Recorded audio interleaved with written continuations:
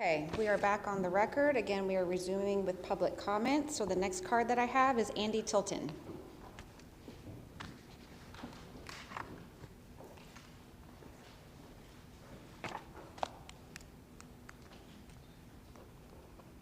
Good afternoon. Good afternoon. See if I can figure out how to operate this. Yeah, if you would. It was here on the first. It's on the desktop. Okay. Do you know which one it was? I think it's a power. It's there. There we go. Thank you for putting Andy on. Thank you. Okay, good afternoon. I'm Andy Tilton, for the record. I live at 18810 Saranoa Court, which is on this graphic here. It's this triangular lot at the south end of Saranoa Court. My wife and I and family have lived there. Kids grew up there from about 1991 to today. And as long as my wife and I can, we're going to stay right there. We kind of like it.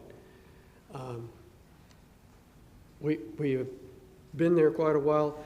I've grown up here in Fort Myers, Lee County. I was born in Lee Memorial Hospital. The part of it that I was born in is now a parking lot, but that's the way things change. When I was about 5 years old, the state decided to build US 41 in front of my house in North Fort Myers. The right-of-way was 15 feet from our property line. So in '62, I got to watch them build 2 lanes, and then in 1964, I got to watch them come back and build the other 2 lanes. So I know a little bit about things changing in your neighborhood. A lot of people have talked that this is Alva. I was told by a friend of mine years ago that was from Alva that I really wasn't in Alva. And the reason I was in Alva is because of a zip code, not because, and that happened in 1971. So I live north of the river. I have an East Fort Myers phone number and an Alva zip code. So sometimes people go, well, where do you really live? I also wanted to say I have no financial contact with this project. I am Vice President of the Homeowners Association, but I am not speaking for the Homeowners Association. I'm speaking as an individual. Much of the land around, as it's been mentioned, especially to the east and south, is dredge spoil. I, as a child, actually spent time on both the Povia and the Duke Cary properties hunting for fossils, shark's teeth primarily. At 5, 6, 7 years old, shark's teeth make more sense than busted up pieces of shell. So I do know what it was.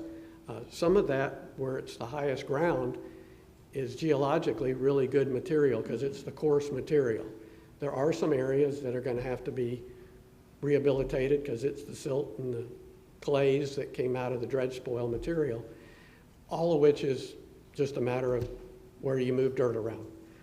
I don't see it as a hindrance. In fact, the families have sold some of that material to Lee County for its fine soil properties to cap part of the landfill. So it does have purposes. It's just not for building houses on. And whoever mentioned that earlier, they're correct. You don't want to build a house on it. But the high spots, that's great building material. I'd love to have that.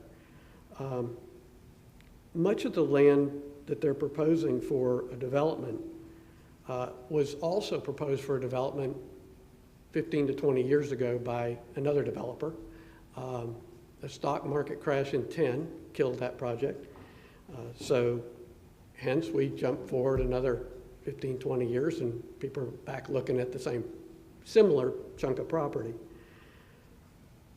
While I'm not excited about the land use changing, because I've lived there and gotten kind of used to it after 33 or 4 years, I always knew that it would change. In fact, when I bought the property out there, there was discussion in Lee County about having a beltway around the county. That piece of 78 was part of the Beltway proposal. I don't know that that Beltway will ever go.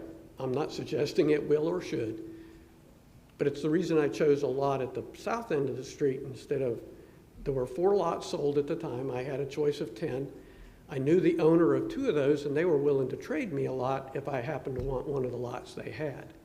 I didn't do either of those. I just bought one outright. But it's part of the reason I bought at the south end of the street. By the same token, I understand that if 788 homes are put on that under current zoning, which is allowable, that most of the land will get used up for home sites and roads and stormwater ponds. There'll be very little set aside other than what's environmentally required through environmental permitting.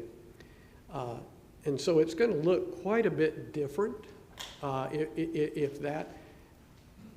This is the proposal now. We've got distances of, at least from our subdivision, of over 400 feet in these directions and quite a bit more to the west. If we go to what could be, without having some sort of just doing 788 homes, then if I were the developer, and I've done some of this kind of work for a few years, I would do something like this, although this is crude and it looks pretty choppy, and no, it wouldn't have roads, 3 or 4 roads going across Trout Creek. There'd be at least 1 crossing in my plan. The other thing I would do is there where Trout Creek goes through this property, down through here, there's, by county ordinance, you could put about 40 docks along there for boat access, fishing, things like that on Trout Creek. The plan as I understand it, and maybe I don't understand it correctly, but the plan as I understand it, they've restricted any kind of zoning or any kind of use along that area to be mostly passive recreation at best, and that they would not be placing any docks along this stretch of the creek. The last time I looked, the county ordinance allowed a dock every 100 feet. So that's how I came up to the round numbers, 40. I won't tell you I measured it. When you own both sides of the creek, you can have 100 feet on each side of the creek, so that gets you a few more. So from that standpoint, I think there's some things that if I were developing the property without the clustering, without the density addition, it would look a lot different. And that, the other part of that is, as a developer, I would not have to be here at this hearing. This hearing would not exist. Because if I stayed under the present land use, I go directly to a development order, directly to my water management district permitting and so forth. I don't have to go through a rezoning before this body, the LPA, the county commission. And one of our former county commissioners used to bemoan the fact that people could do that and didn't have to come to the commission to get the commission's input. Whether you agree or disagree with a gentleman, that's here nor there. And so one of the other things is that by, at least for the subdivision that I live in, and I don't know about the Duke Highway side because I don't know exactly where the water lines are proposed, but the proposal is to put a water line to connect the east and the west, to loop it, to put a water line along State Road, County Road 78 now, which would put a fire hydrant right at our entrance. That will greatly improve the capability for fire department, because now the closest hydrant is about 3.5 miles. And so having one at the end of the street, while it's still 2,000 feet from my home, is a lot closer than 3.5 miles. And some of the homes right at the front end will be within 300 or 400 feet of that fire hydrant, which makes their fire insurance rates go down considerably.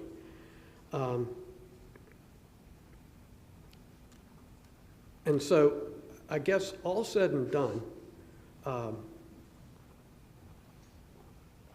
well, I know change will happen, and I would prefer this plan over the quote, do nothing plan, but the do nothing plan is not to do nothing. The do nothing plan means that all of these lots, and there could be lots right along, there was discussion about 170-foot setback from Duke Highway. If I were developing it, I would put a row of houses along Duke Highway. And their setback would be, I believe I heard earlier, 25 feet. So within that 170 feet would be the whole lot, not just a setback. And there'd be no berm, because it would not be a requirement for a berm, would not be a requirement for peripheral landscaping and things. Each house, based on county code, might have 1 or 2 trees in them and a few bushes, but that's not going to block the view, if you will, from those homes. And so, and that's part of the reason that I bought this lot, that when I did and oriented my home sits here. Under this plan, there would be a lot right here off my back property line. But I also have 300 or 400 feet of trees in between me, so I could stand that. Some of the other people in the neighborhood, they just have pasture. And they're gonna see, if that house is 50 feet off or 75 feet off their property line, they're gonna see it right there. So I'm not sure exactly what we're gonna get if we turn all this down and say, we don't want the increased density, which I'm not a tickled person about, but I'm just saying there's trade-offs on both sides of the fence. And so from my perspective, I am for this plan and would like it to go ahead, knowing what could be done without the plan. And I thank you very much for your time, ma'am. You have a good day. Thank you. Thank you for coming today. Any questions? No, thank you. The next card I have is for Michelle Burks, or Burns. Okay, thank you. Dylan Cochran. Okay, thank you. Katrina Saldcar, I'm sorry? Yes, thank you. I apologize for that mispronouncement.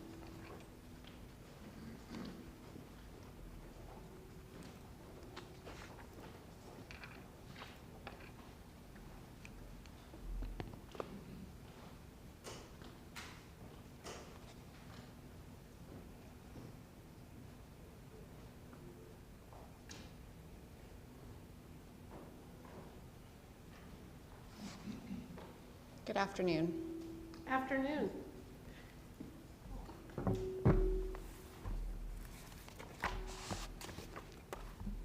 My name is Katrina Saldcar, and I agree with the community members who have spoken here in opposition to the increase in density and precedent-setting modifications this proposal may bring. I've lived in Lee County for 35 years, and we moved here from the Chicago area when I was 20, and I'm 55 now. I came today to offer, if you find it useful, a broader countywide, regional, and state level perspective on the matter before you. I contend that allowing this development to go through as planned may create a ripple effect whereby others with same intentions can build on, and it may help to ruin the rest of North River Road, as well as potentially the future of Lee County and even affect the state. Please consider the following to establish my familiarity with the issue and to establish me as an expert. Locally, I'm a member of the civic organizations Alva Inc., Alva Strong, the Alva Museum, Preserve Buckingham, Eastleigh Wildlife Stewardship Group, Unite Lehigh, Lehigh Acres Community Council, and one religious institution, the Alva Church of God.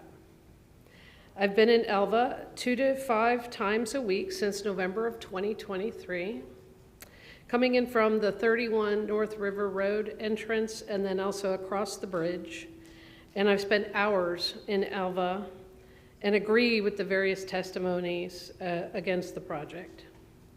To establish my ability to speak to the regional interests, consider I own the East Lee County News, The Roar, a direct mail paper that circulates to 65,000 once a month through physical copies with additional online circulation.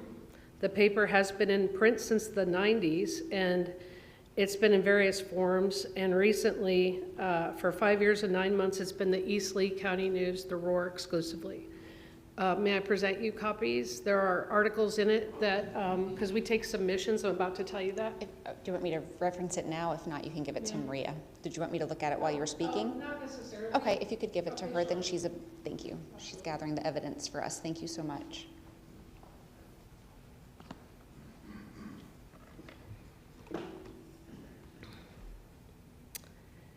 So the paper's been in print, like I'd said, and let's see, we've been taking submissions and articles from the Alva community since the December timeframe, January timeframe.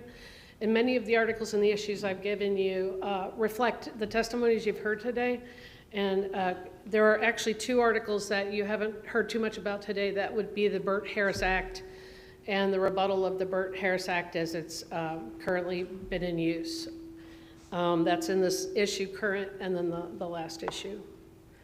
So with that, I own the Southwest Florida Business Alliance. It's for the last 5 years with 1,400 contacts and members circulating in 17 to 19 events per month in subgroups throughout Lee County called the Business Network, the Under 40s, the Ladies Lead, Singles Group, Building Industry Alliance, Custom Home Builders Association, and most importantly, a 45-member executive advisory board of subject matter experts, of which Grant Fichter, the vice president of AIM Engineering for surveying, Rose Connor, former hospital board member and Lee Health IT expert, both North Olga residents are on that board, and then politician and philanthropist Amanda Cochran of the North River West Alva side are all members.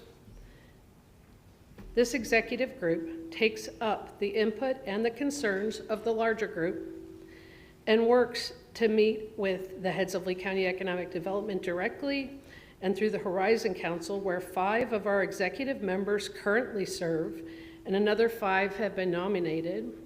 We have formed an official subcommittee of realtors to counsel into the department as well, and have held 2 meetings on that.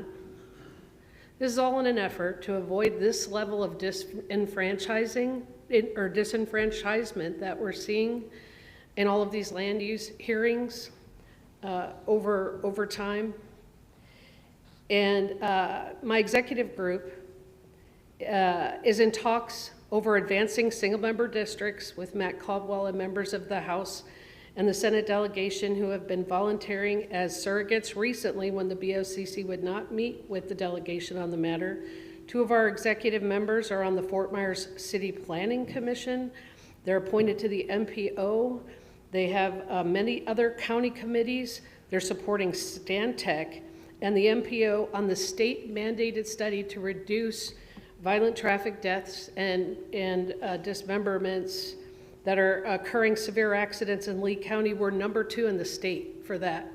And the state has literally mandated that it change.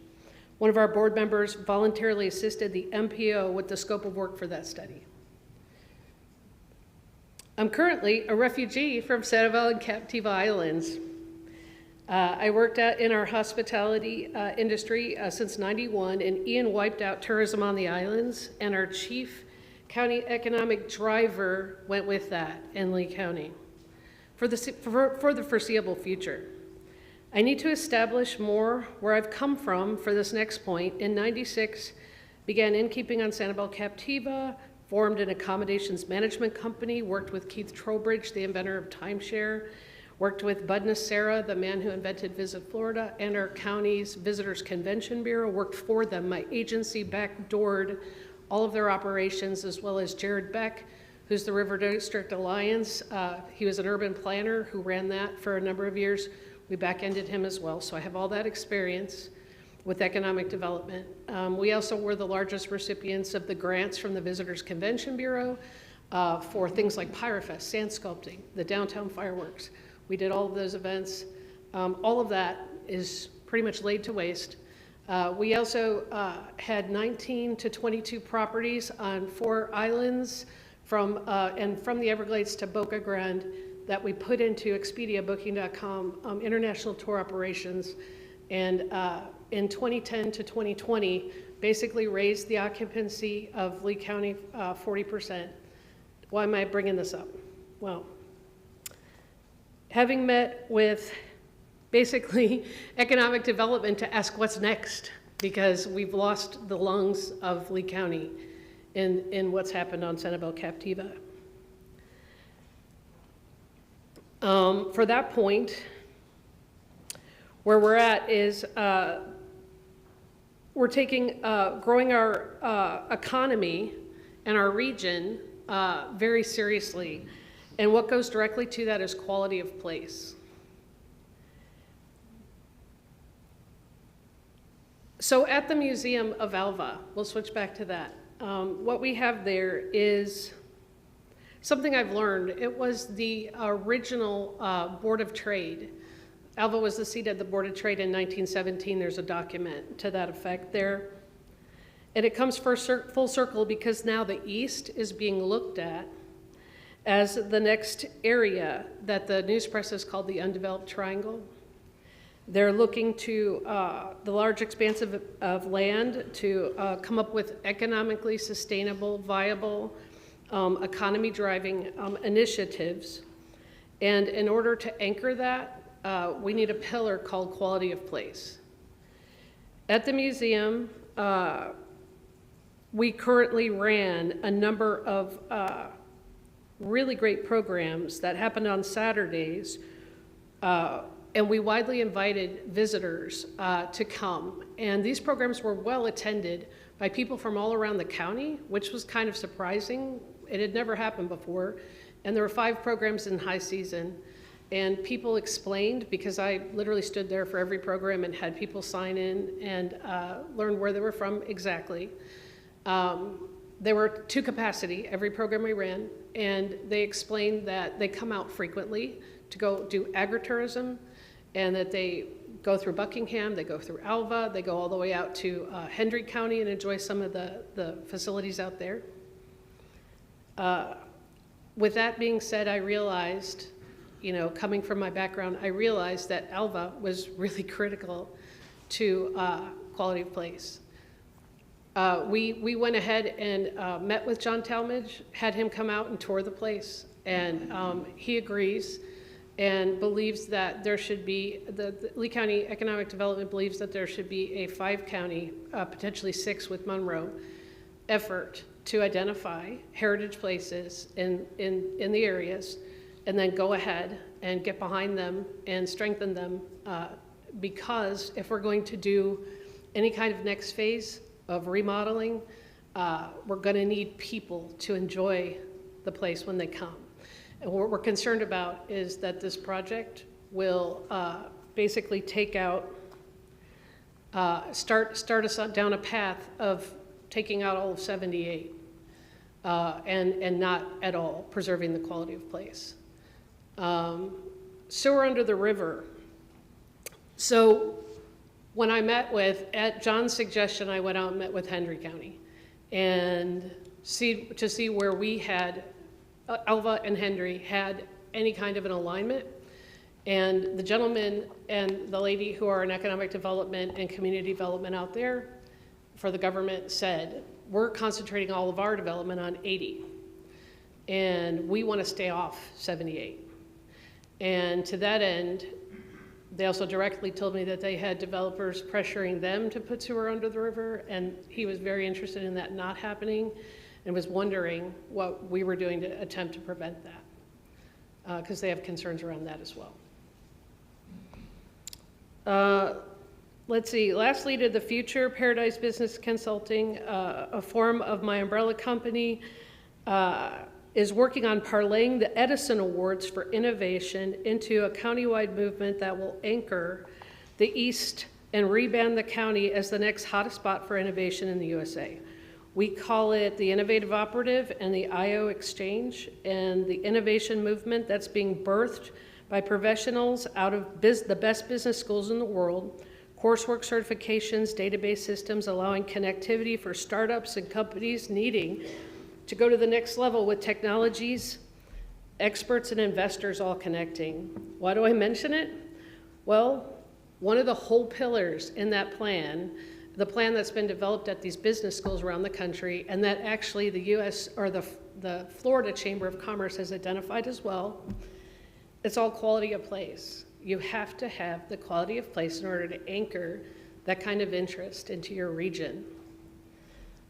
So they actually, at the Florida Chamber, identify the Florida goals for the future on florida2030.org, global competitiveness, prosperity and high-paying jobs, vibrant and resilient communities. Under these goals, the 6 pillars, the last goal has 2 pillars that are before you today: civic governance, systems, and quality of life and quality of place.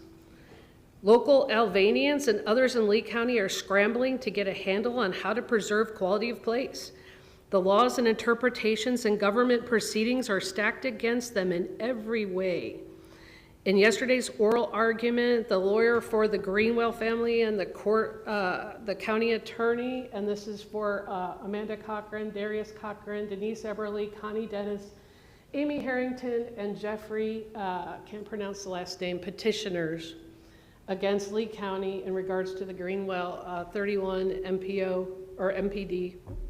They were responding. This was an oral argument in front of a judge. The county attorney said that if the petitioners don't like what the county commissioners have decided, that they're free to go ahead and run for office or vote out the current county commissioners.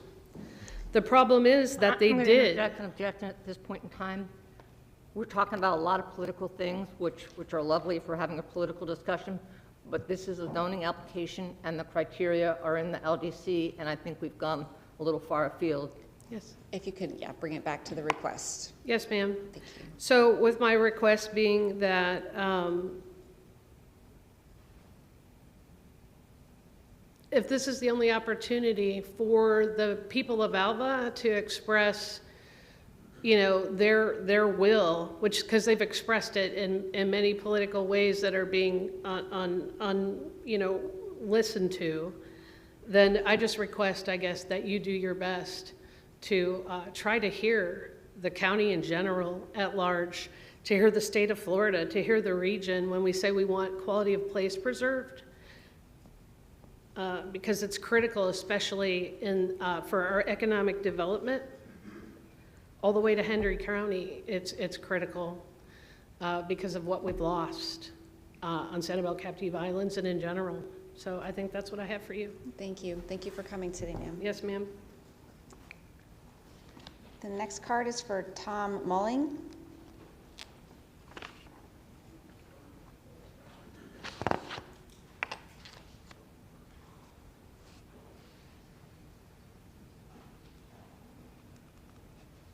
Good afternoon. Good afternoon. Thank you for allowing me to speak. I was one of the founding members of the North Aga Planning Panel. I have received no compensation. I owned 2 acres off of Duke Highway, so I was not one of the 7 large landowners that started it. We sent out, when we started, we sent out 450 postcards to every address that was in the North Aga area. And we invited people monthly to come to a meeting and to give their thoughts on what the area would look like.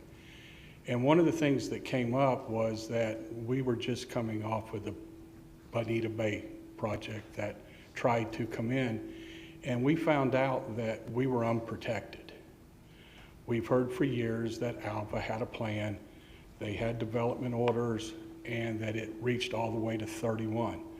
We found out at the time that that was not true. They had a 1 mile plan around the school and development orders for 1 mile around the school. So we decided that we needed to protect ourselves because we had already been blindsided once. So we started looking at ways and formed the panel. It took us a while, and it took us almost a year and a half to 2 years to do the plan and the development orders, fighting the whole way. We got our plan done, and in the meantime, Alva decided to extend their plan to coincide with ours. So they moved their community plan out to the area minus ours. And then we got those plans through. They went through simultaneously, and we also put the northeast Lee County overlay over the top of it so that both the plans kind of melded. Then we started our development orders.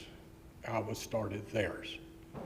We got ours done in a timely fashion, and they were transmitted and approved by the state. As far as I know, Alva has never got their development orders finished. So when we hear that Alva's protecting this area, comes with a grain of salt, because I was in on all the hard work. Moving on from that, I've heard a lot of stuff about safety and fire, but I haven't heard one person mention that North Aga Drive is the separation between the Alva and Bayshore fire departments. So everybody to the east of North Aga Drive is serviced by the Alva Fire Department. Everybody to the west is serviced by the Bayshore Fire Department. So this community will go entirely into Bayshore, and Bayshore will get all of the taxes off of this community. So that will increase the availability for service.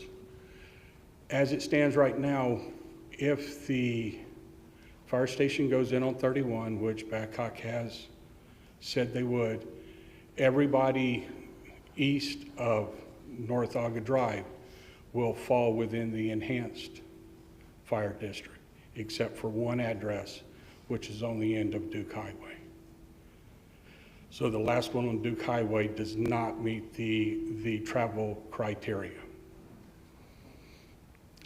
When this project was starting, and it was something else that I asked Adita Bay when they were starting, was for the inclusion of fire hydrants on the county border.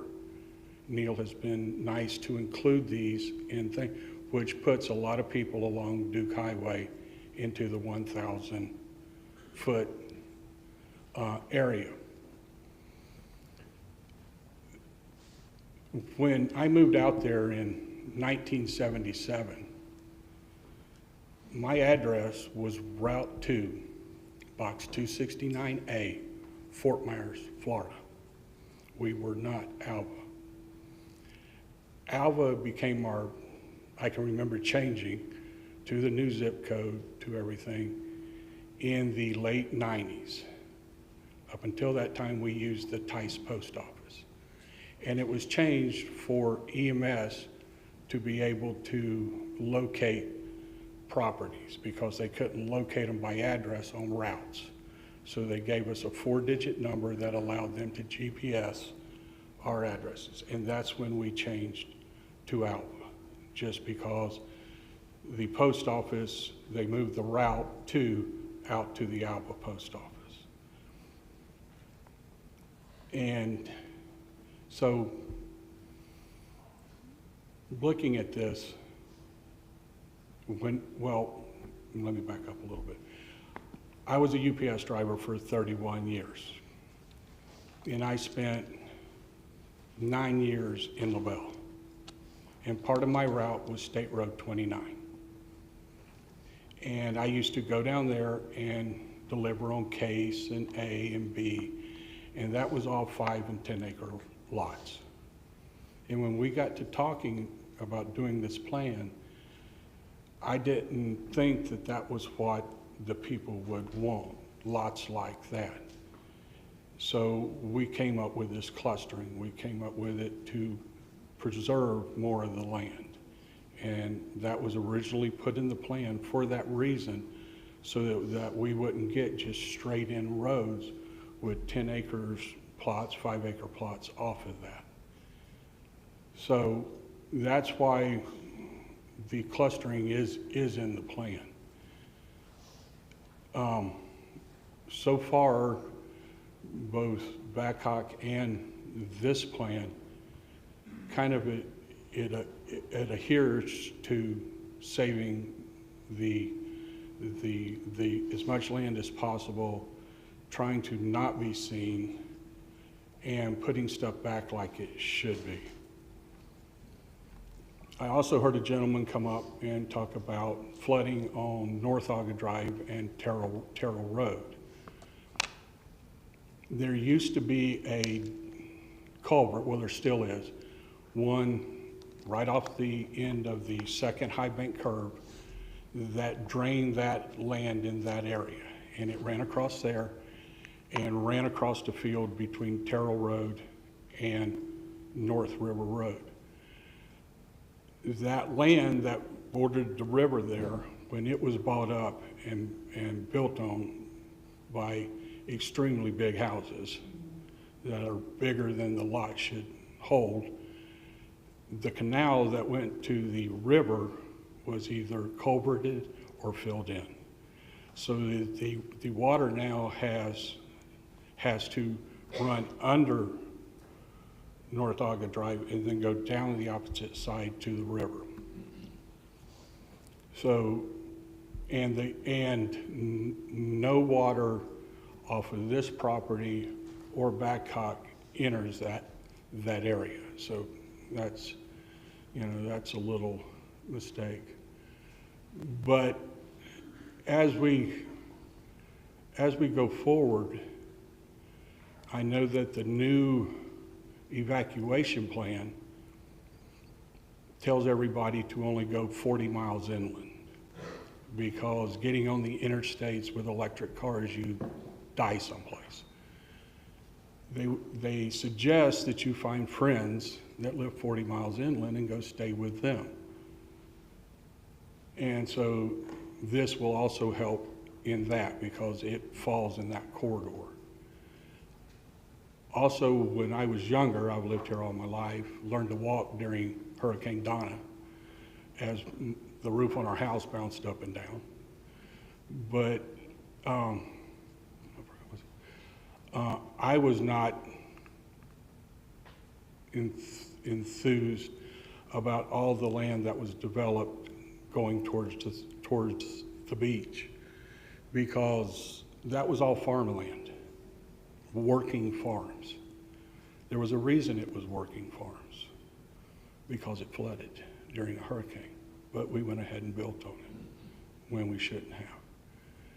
Also, it goes all the way back to the Calusas, who had mounds on Pine Island that were 20 feet tall, and that was because of flooding. Plus, they built behind Sanibel. They didn't build on Sanibel. They used Sanibel as their buffer. So even they knew that we shouldn't build along the coastline. But now, as we're coming into this, I used to deliver downtown here too, and I would have a weekly conversation with a planner. And we would talk about this area up here, because I lived out here and everything. And he would tell me that Babcock would never build. It would never happen. And I told him, yes, it will, as soon as Mr. Babcock passes away. It happened. The same thing is kind of here. They had a large family group that fought back and forth. This piece of property had a large family group that is, back and forth. And you've got to move forward when you don't have somebody that wants to take over the reins of taking care of it, plus the money and the upkeep, the taxes. So in closing, I think this meets what we were looking for when we originally did the plan. And one thing that I think is unique about our plan is we included the large landowners, and they agreed to put restrictions on themselves. They wanted as much saved as possible, but they weren't naive enough to think that it would never change. But to get as much saved as possible. I think that it's outstanding that this plan does not put large houses on Trout Creek. I think that's a big plus. On Duke Highway, when I moved out there, none of the people lived on Duke Highway. There was, actually the land still belonged to Duke Cary. And we used to go down to the beach. I used to hunt fossils and everything along the thing, but that all changed. I didn't ask the people, I didn't tell them, no, you can't buy the land, you can't build, you can't sell the land, but it changed my life. It changed one of the things I moved out there for. But it happens. So I feel that this meets a lot of the vision that we had 10 years ago, because one of our things was don't look for tomorrow, look for 10, 15 years down the road, because that's what's coming. So it's kind of like a 15, 20-year progression that I've seen it go from plans to actually starting to show itself. And as far as this is going to start a trend down North River Road, there is, I believe, until you get past the park out of North Aga, that there is only 2 large parcels of land left. And that is the 450 acres directly to the east and about 600 acres to the north. So once that, I don't see that it blowing up everywhere. The next land comes that is available, that is large, comes in Alva. So yes, that's a thing that, you know, when it starts to come up there, then yes, but this will not be something they can use. Well, you had it there, we want it up here, because they won't even be touching because of all the environmental land that's between the two and the preserves and the land that the state owns. So a lot of the stuff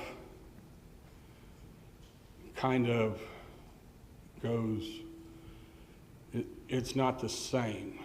And so when we started and sent out those 450 addresses, I'm sure there's well over 1,000 in the area now.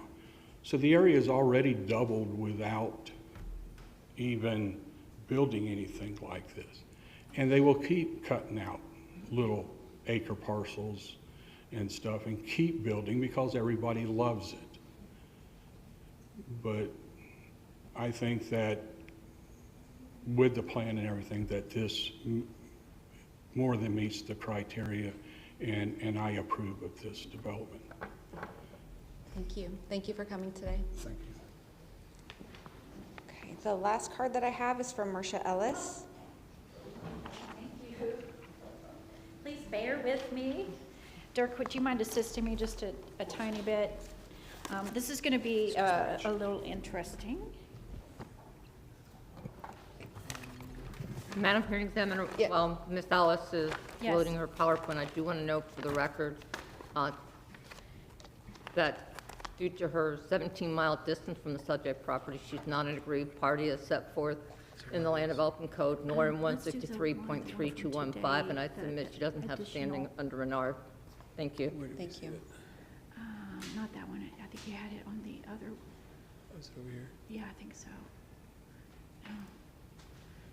Yeah, carry additional, let's do that one, it's just two pages. Great. Good I did afternoon. prepare a PowerPoint. Okay, if you could give it to Maria, please. For you to write on. This is- Oh, okay. Yeah, so, because I know you like to take notes. do And take one notes. also for the transcriptionist, because I know that she also has requested it in previous hearings to refer to. Okay, thank you. Will this be the only exhibit that you're submitting, just so I can know for Yeah, it's for you to write on. identification? I apologize, I couldn't do color this time. And I spilled a little coffee on it. And then also, we'll pass that over. And one for myself.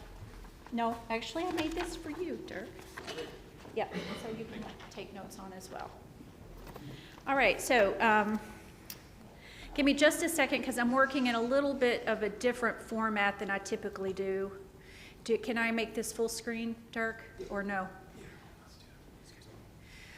Because this is a PDF, I'm working off of slides these days.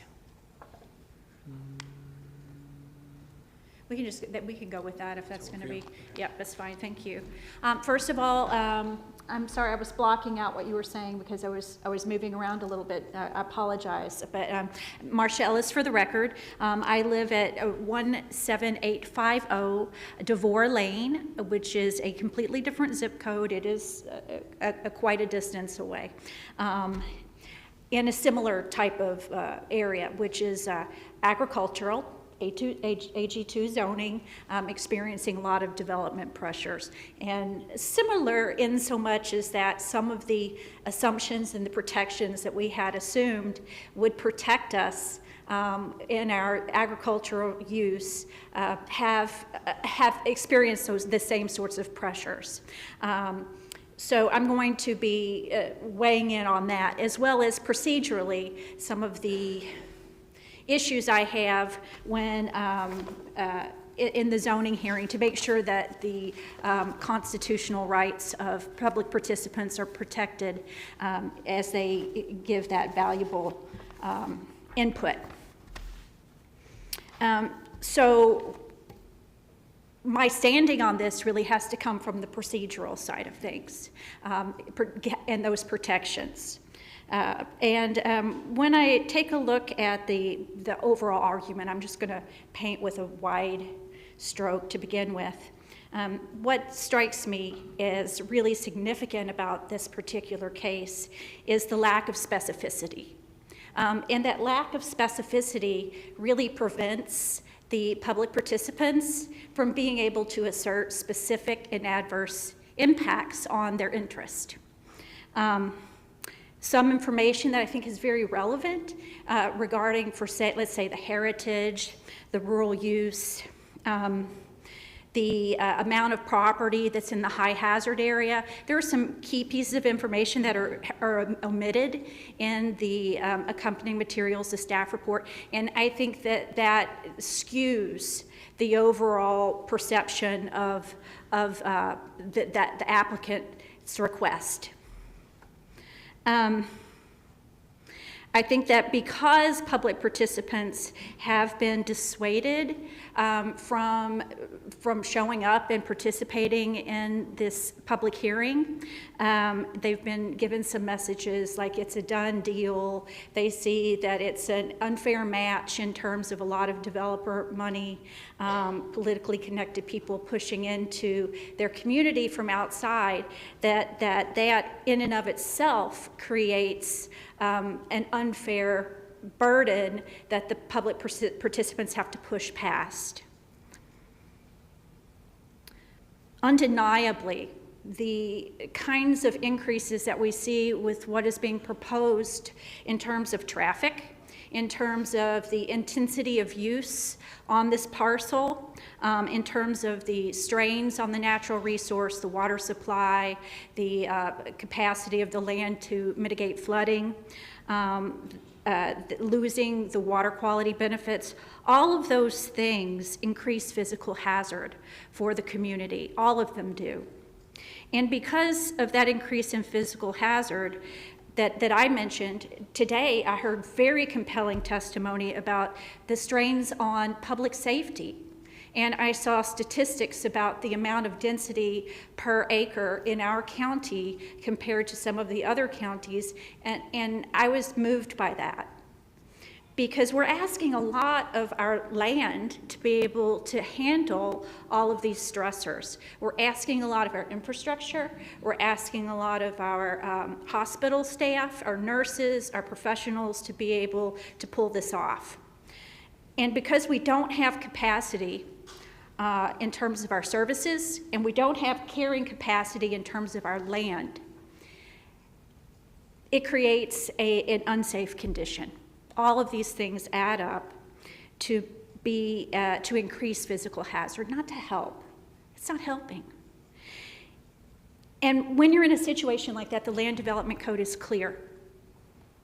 When you're talking about issues of public health, public safety, that the most restrictive is the prevailing doctrine, is what you go to whenever you're discussing issues that are of such grave concern when it comes to the way that we develop our land and we protect the public interest.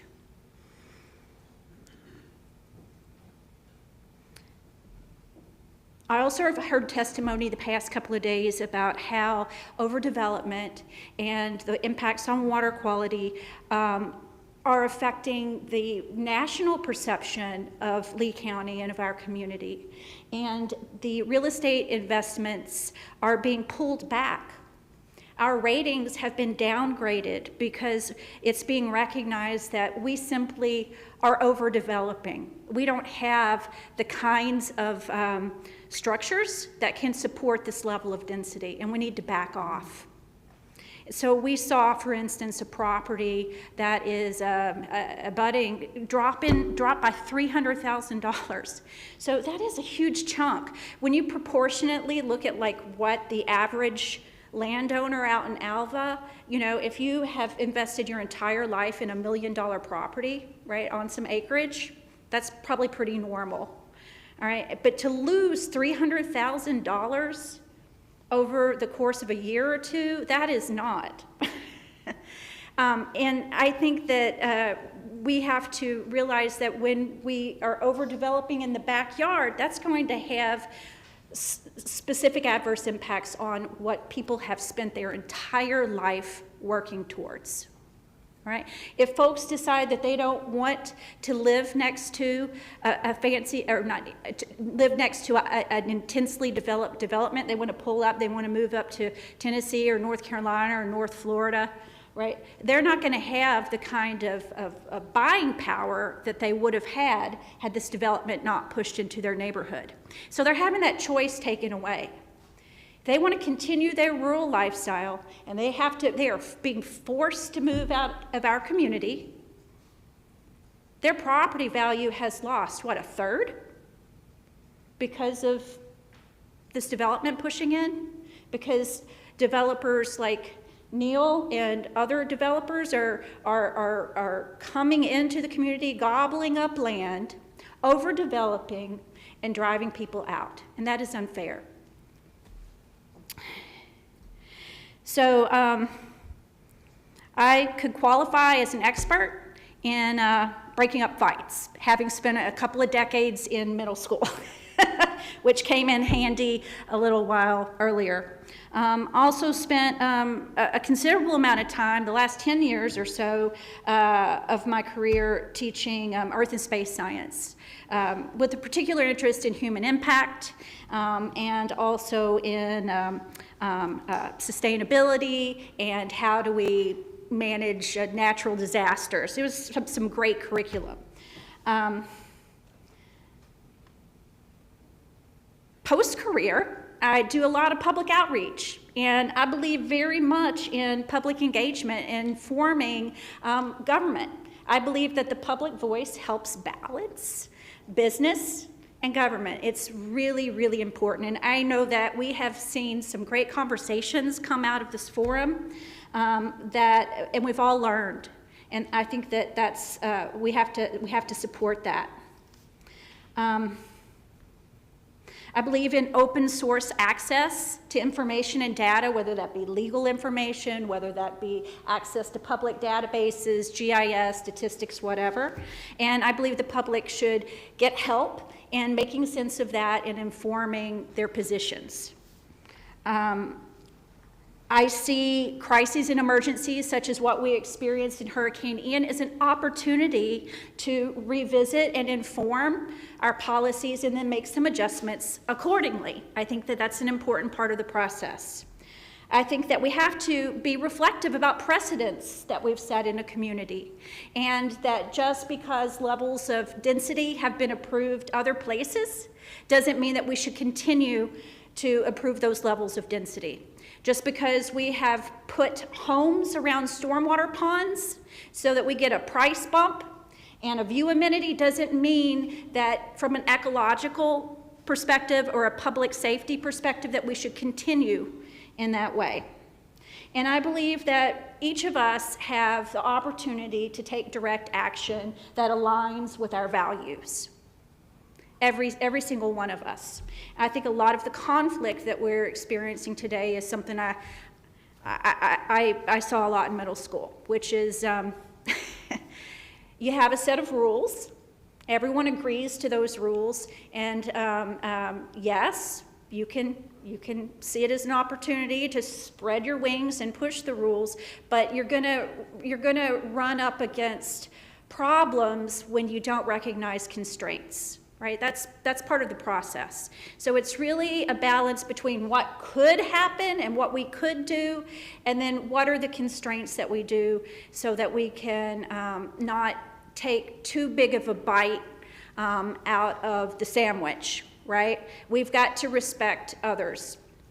And I'm going to talk about that today. So specifically, the first slide that I have up here is from Hurricane Ian. This is post-storm that talked about the deaths, most of which unfortunately were in Lee County, and most of which were drowning deaths in the coastal high hazard area. The reason I say this is because I really struggled in the staff report to locate that information about how many acres were actually in the coastal high hazard. It's 183, and that's 23% of the overall footprint. I think that that's important because the deaths that happened were preventable. They were preventable because we're building in the wrong place and folks weren't heeding those evacuation warnings. A number of the folks that did die were older folks that weren't able to get out of the rising waters. I have friends in Olga, folks that lost their vehicles, that lost all their possessions out in their outbuildings mainly. And so, you know, when we've all seen pictures from up in Manatee County.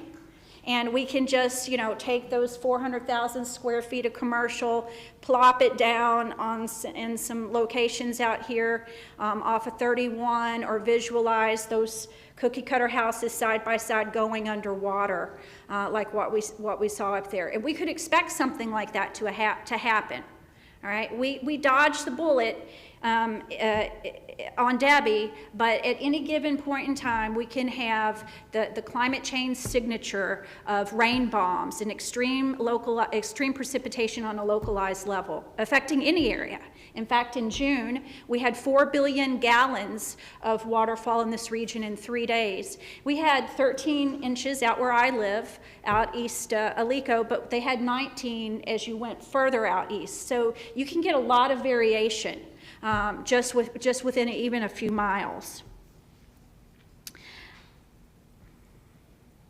We have state statutes that help regulate evacuation times and the kinds of requirements that we have to make in our community, the provision to give people a place to stay. Clearly, we don't want people staying in this this community if there is a storm, because I know it's flood zone A. There's some areas that are flood zone X.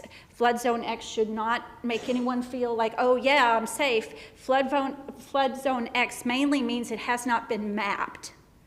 And the FEMA maps, the flood maps and the models are not as good as some other models like First Street Foundation's open source model and riskfactor.com, as well as some of the mapping that's coming out of FAU.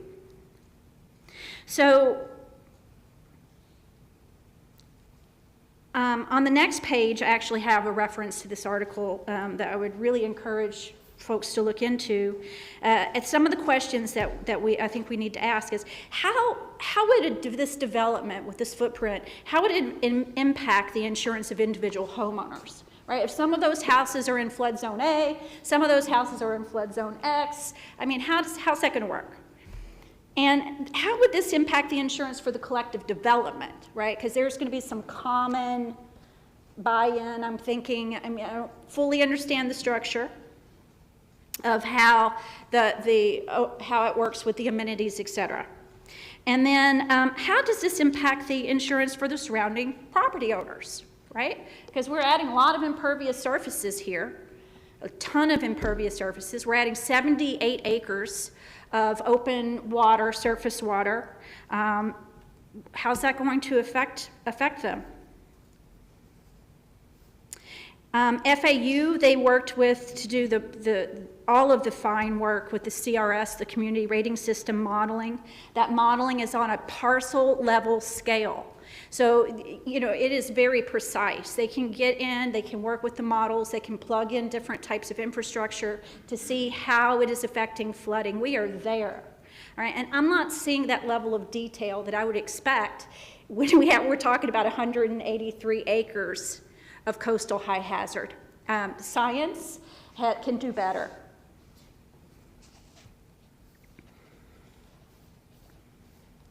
In fact, the test pilot of the FAU resiliency, water resiliency and risk reduction, which is out of the School of Engineering at FAU, they did their pilot test on the Caloosahatchee, working with Hendry County over into part of Lee County. So it's already been mapped, part of it at least.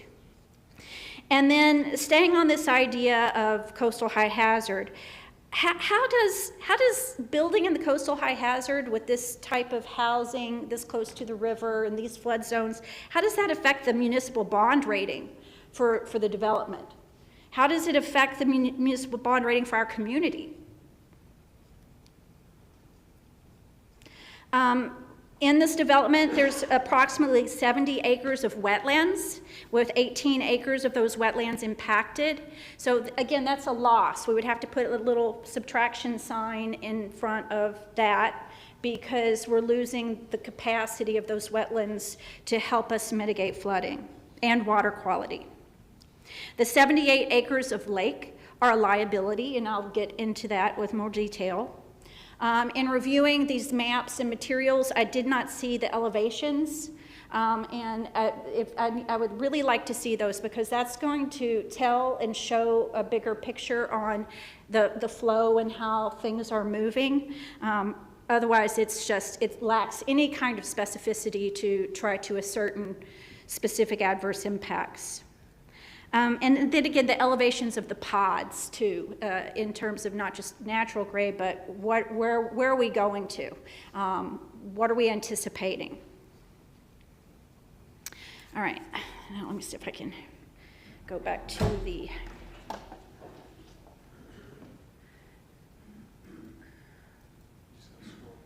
Scroll it, like this. Oh, there we go. All right, so these are just some of the resources I'm referring to. I just put them on here as links because I didn't, and for reference.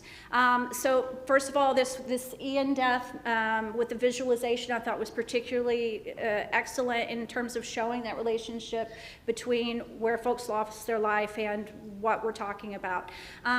In terms of supporting some of the arguments I'm going to get into regarding the septic and sewer and sort of weighing the two, there is a study, a local study from the Estero River that was conducted, that my husband was involved in the study, and part of those conclusions were, as Roxanne Gauss had mentioned, is that on a larger lot, a 1 acre lot, a new functioning septic system is perfectly acceptable. And I would say there's even some recharge value.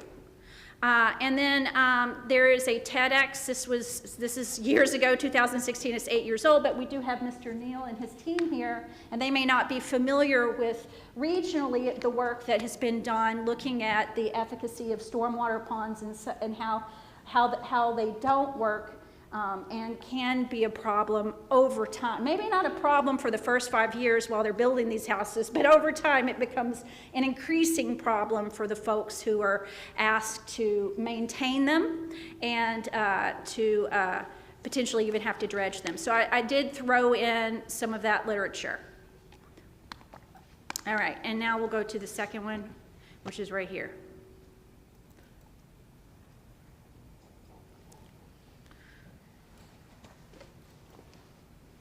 I was snipping this as I was putting together. These are the basics on the project itself.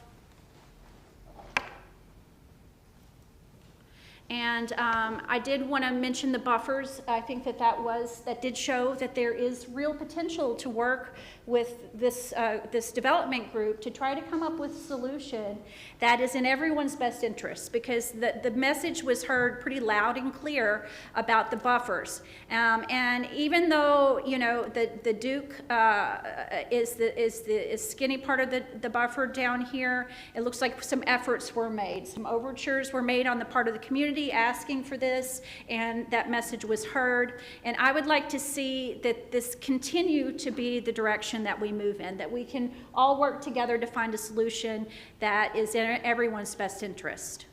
So I think that privilege affords choice. I truly believe this. It's easy to pass judgment on someone if they don't have, if they're struggling, a single mom, they got a bunch of kids, and they literally, when you have those arguments like, well, you should buy organic food at Whole Foods, that's a hard sell.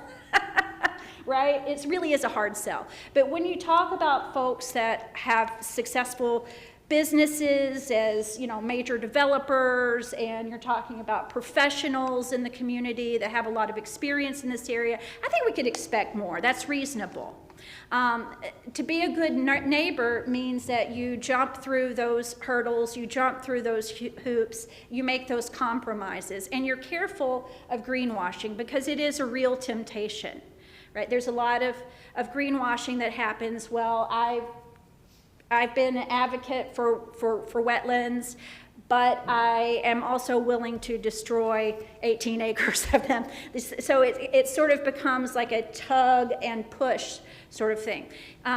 I pointed out earlier that I thought that disasters are a real opportunity to be reflective. I'm not a big fan of precedent. I think it's really destructive at this point.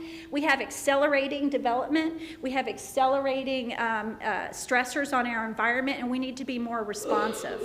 And we also must have the ability to be able to determine what the specific adverse impacts are for property owners, and I don't think that the proposal as is has met that burden.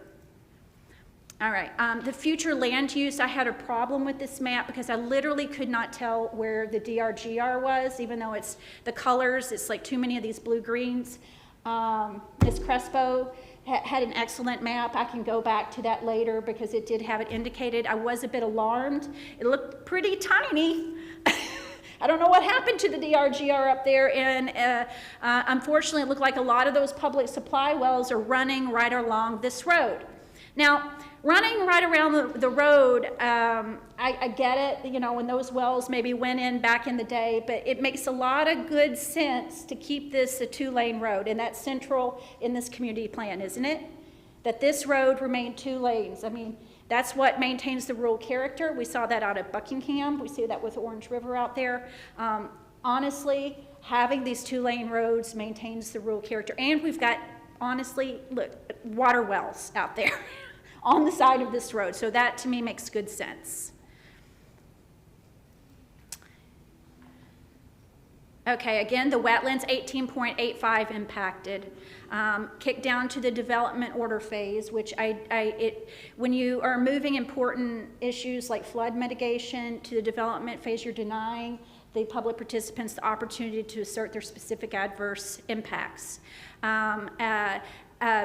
The state and Fed permitting, I'm going to ask a question later, but I'll go ahead and throw it out about what types of permitting are we anticipating with this development. Specifically, are we looking at South Florida Water Management District, an ERP? Are we water use? Are we looking at an Army Corps, Fed Nexus, FDP, et cetera? So I would like to know specifically what we're looking at, as well as any fancy new names. We've already had a name shift here that created a negative public perception, and that has been an ongoing issue when, you know, we go to search a database, for instance, and it's got a new name. So if that could be disclosed and shared with the participants on record, that would be most helpful. Let's see. So under the future land use categories, these were the ones listed. I noticed that rural was excluded on the page 1, but later it came up in the staff report. And I think that's really important, that be on be a big part of this discussion. All right, on the master concept plan. After participating in a number of these, I've really come to be a lot more specific about the information that's on these, and it really kind of boils down to the crux of it, doesn't it? Specifically, we have 74.43 acres of lake, it's mentioned here, and then under the open space, the 25% max required is 18.61. So I'm seeing some numbers I'm not quite sure. Elizabeth usually corrects me on this and explains the math, right? I just want to make sure that I understand that the open space, how much of that open space calculation is including the lake. That's pretty much it.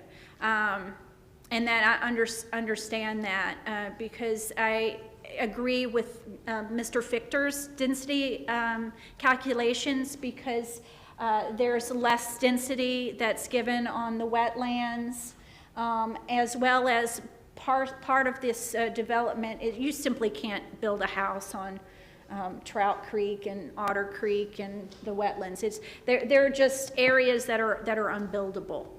So I'm sure Elizabeth can explain that and clear that up for me.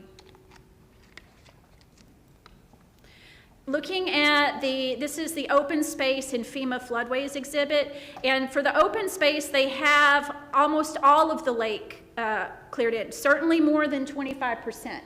So I felt like that was misleading, and it really kind of added to the general confusion I had about how much open space is being attributed. And we can see where the flood zone here, this is is it riverine flooding, I think specifically, that's pushing way up in here. And then this is flood zone X up here. I would certainly not feel good about that because you have the remnant Otter Creek up in this area, and then all down in here. Oops. All right, I highlighted the deviations. So the first deviation is that front buffer that was attempting to keep as much of the mature canopy, and then all of the confusion around the deviation for Trout Creek. So the way that I am interpreting it is the 20-foot access I get. That's clear. What's not clear is it a 10-foot buffer on just one side, which is what it appears like looking at this. And it's not that I want there to be a bunch of clearing around this creek. I want it to stay natural, of course. It's just the double dipping into the buffers, you know, taking that buffer and then applying it as preservation that bothers me. I have a problem with that because I think it's artificially inflating the density calculations, as is, you know, I think folks, the Alva and Olga folks have been really pretty gracious in saying, oh, 777, we'll go right along with that. I think it shows their goodwill and that they do want to work with the property owner and the team here to not nitpick this. But there are ways to shave off the buffers and double dip, you know, to beef up that density calculation. Okay, so here we are, west of Trout Creek, the archaeological resources. This was not really mentioned except for this one place here. It was in the comp plan packet. I remember it distinctly. In terms of archaeological resources, that tells you a lot. That says that this place is rich in natural resources. It's so rich in natural resources, ancient people settled here. They could live there. That is really, really special and tells us it's not, there's something to protect there. In terms of the second emergency entrance, to go in with a median on the boulevard entrance and that the deviation will not negatively impact, I don't think that just making it bigger is going to fix all of the problems. It's really a problem of ingress and egress into the development. All right, and we're talking about getting into a development that's already in a flood, a coastal high hazard area that could well experience an emergency. I'm also going to say that bus stops have not been mentioned one time, and when we're talking about a single entry in and out of a pod, that concerns me because you have got to get kids on what has already been described as a very busy road. So are we looking at a bus stop for this pod and a bus stop for the other pod? What are we looking at? Is this going to be internal? Are we going to get the bus off of the road into the development for the children? Already, because of what I'm hearing, these 3,000 square foot or 30,000 square foot lots, we can, that's the type of housing that starter homes and things like that we would anticipate there being a number of families living in this style. So that's a big issue. All right, what do we have here? Now we're into the deviations, this is where it gets super confused. 20-foot wide easement on both sides of the canal. Then it goes to allow a 10-foot wide easement on one side of Trout Creek. We're kind of all over the place. So we need to know, is it going to be 10 feet wide on one side of Trout Creek, which is what it appears to be on the MCP, or to have that cleared up? I will point out that if we're talking about a 50-foot wide a flowway, it's going to be hard. We're going to expect the maintenance workers to go out there on one side, and then they're going to put on their water wings to float over to the other side to do some maintenance, and I'm not quite sure how that's going to work. So again, I was struggling there, so I just would like the clarity on that. Next is the amenity. There was nothing in the staff report. It had been requested, and it was silent coming into the hearing about the amenity, where that was going to be. So that was a big concern. I was afraid that was going to be addressed with seeking an amendment. And it's still, when we're discussing the amenity, that can create some shrinking of the footprints. There might be more of a certain style, those connected townhomes, to compensate for the fact that we're putting that amenity footprint into the MCP. I think it's worthy having a conversation about that and seeking some clarity on that. Again, just to refresh what the aerial looks like within the landscape. The typical lake section. So this was the deviation to go with a steeper bank, which I am completely opposed to. So it increases hazard whenever you have a steeper bank, and I'm going to get more into that in a moment. It decreases for the wading birds. They're having to come into a steeper bank, which isn't as supportive of the wildlife that's already out there. We know the wildlife's out there. And then we're adding this turf reinforcement mats. So those, typically I've seen some that are plastic, and I have a problem with that, right? If we're gonna put out like a plastic reinforced turf mat, then you're gonna have the wading birds in there. It's gonna be exposed to the elements, the sunshine break down, tangle the wading birds. So having some more specific information about what we're talking about. If we're talking about cocoa fiber or something that's natural, that's going to degrade, and then they're going to have to build that into their lake maintenance plan to replace it over time, that would be a more acceptable engineering practice and management practice than a plastic reinforced turf to accommodate a overly steep bank. And the reason that it's overly steep is to try to squeeze in as much density into this property as possible. It's not to benefit the environment, it's not to benefit the water quality, it's certainly not to benefit the residents that live there, the surrounding neighborhood. It is for economic reasons. So, the justification, the eastern side has a higher elevation to reach the required lake depths. And then again, the slope protection methods. This is referring back to the Land Development Code. My concerns are with the chapters 10, 14, 33, 34, with the Land Code, making sure that we're meeting all of those. Most specifically, when I talk about that we are most restrictive in applying that. So, we've had a lot of drownings in these ponds in this community that Mr. Neal may or may not be aware of. It's more than our fair share, right? We've had teenagers crash and die en masse. We have people running their cars into them. We have many children who are drowning in these ponds. And it's not just here, right?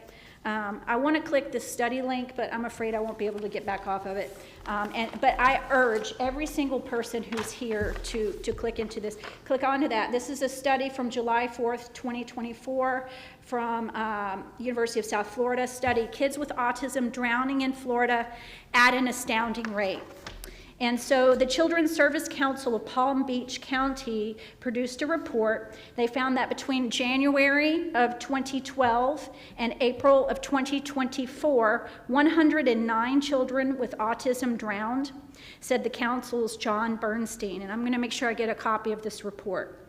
He added that another 12 children have drowned since.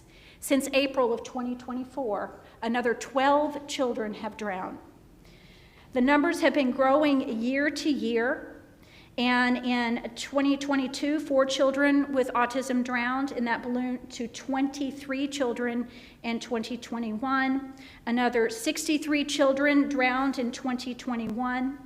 The average age of children drowning with autism is 3 years old.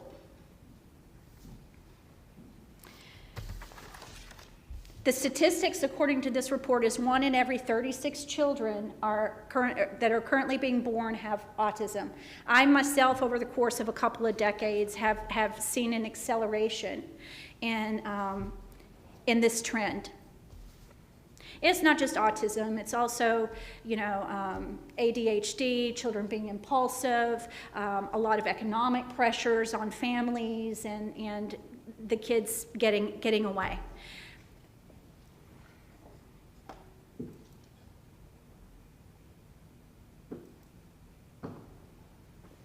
All right, the required setback. So asking for, again, this is a way to shave off a little bit of space so that you can increase density. These are for economic reasons. This isn't doing anything to improve the physical health or of the folks that live in the community. It's simply to be able to make it more expensive to run lawn equipment in between these houses. Or more likely that there could be a problem in the future. All right, the proposed development seeks to minimize space requirements to maximize preserve areas to the greatest degree. This development is not happening as a way to enhance the environment, right? That's part of the narrative to get as much profit as you can get out of this piece of property. That's what this is about. It's not like you sat down and decided, how can we make things better for everybody? So I just want to be really clear about the narrative, the environmental narrative, and that we give it proper scrutiny. Just because it's been implemented in other Lee County communities doesn't mean that we need to keep doing it, especially without taking the time to be reflective about it, right? And weigh it out. All right, so in terms of the access points, I don't agree with that deviation. I do agree with the buffering along North River Road to maintain that. Certainly do not agree with the lake bank slopes. The encroachments into the required setbacks, I don't think that that's a good idea. I think it just makes it harder wear and tear on the equipment. It's kind of being applied universally. So my SNP, I chose the one that was butting up against a lake. All of these houses are butting up against lakes, so you have a lot of equipment crammed in together, more impervious surfaces, more likely things are going to go wrong, and the drainage and access easement requirements. That's on the Trout Creek. Getting some clarity on that one. So I tried to dig into deviations a little bit more to understand what some of the requirements are, and I'm just going to kind of, go through this a little bit. On the site development regulations, schedule, and uses, that's when we started to get into the spoil and understanding a little bit better the characteristics of that spoil. In reviewing some of the letters going back and forth with staff and the applicant, there were some questions about the destination property. Where is this dredge going to go? How's it going to be utilized? I don't think that we've gotten all of that worked out. I do have an outstanding question regarding a couple of things about the spoil. One, when did it last happen? And then I did review Section 7 in the Indigenous Preservation Plan last night, and it was too unspecific. I couldn't really get any information. I was expecting to see some analysis, like, the pH and the total this and that, certainly more specific, screened for contaminants, that type of thing. I thought that it was way too general. A large portion, again, talking about the spoil, and that the soil samples from the areas being created is rare and unique. And I know there have been some questions that have been raised about, are those soils going to be capable of supporting those upland types of plant communities? And so in reviewing the soils, I see that it's this whole bottom section, as well as the section on the right.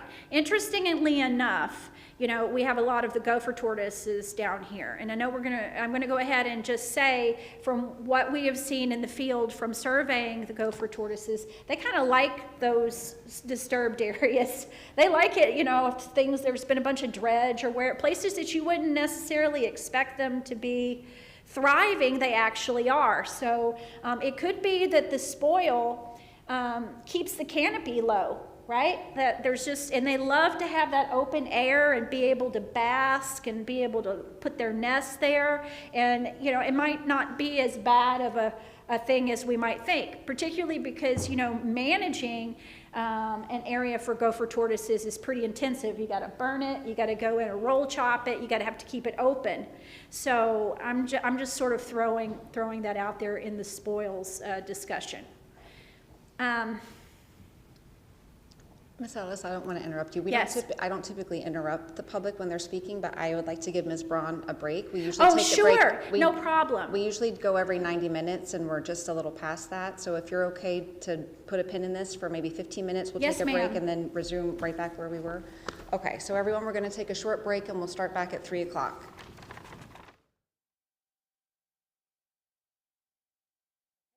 Thank you. Thank you. I'm going to just backtrack and just wrap up the density discussion, just because there's just one outstanding thing I want to circle back on, and that is the Florida Supreme Court it has explained in land use rulings that a comprehensive plan only establishes a long-range maximum limit on the possible intensity of land use. A plan does not simultaneously establish an immediate minimum limit on the possible intensity of land use, and that the present land use of land by zoning ordinance could be more limited than the future use contemplated by the comprehensive plan. And even where a denial of a zoning application would be inconsistent with the plan, the local government should have the discretion to decide that the maximum development density should not be allowed, provided the governmental body approves some development that is consistent with the plan, and the government's decision is supported by substantial competent evidence. So though there has been a land use change, and citizens are somewhat restricted on the types of challenges that can be brought to those changes, it doesn't mean that that is a guarantee of the absolute maximum. That truly there's a balance in the public interest as well, and there's discretion among government units to make that call. Now I'm going to talk a little bit more about those soils and the spoils.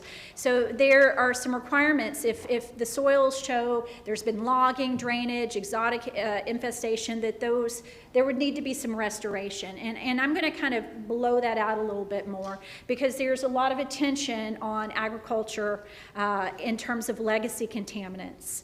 And I'm not throwing, any shade on anyone, that this is where things are evolving, right?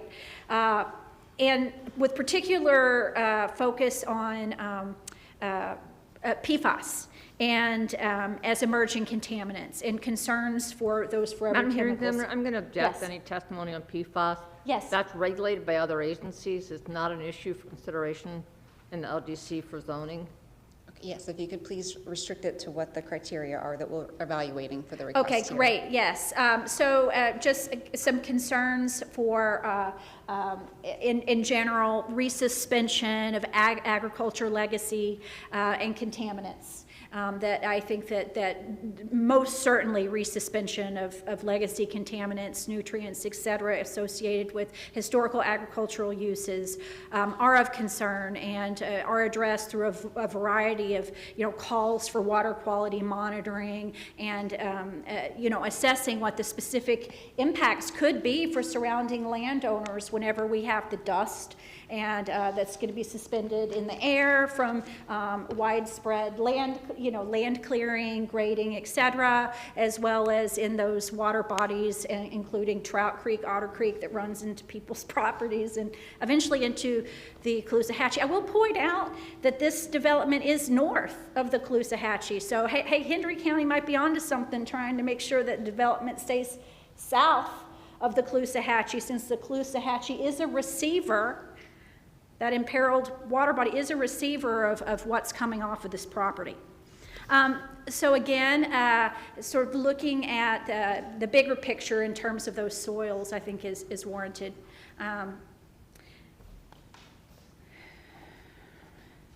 it was called out in the Indigenous Preserve Restoration Plan. I tried to group all of those concerns about the spoils together. Again, here's the plan on the restoration.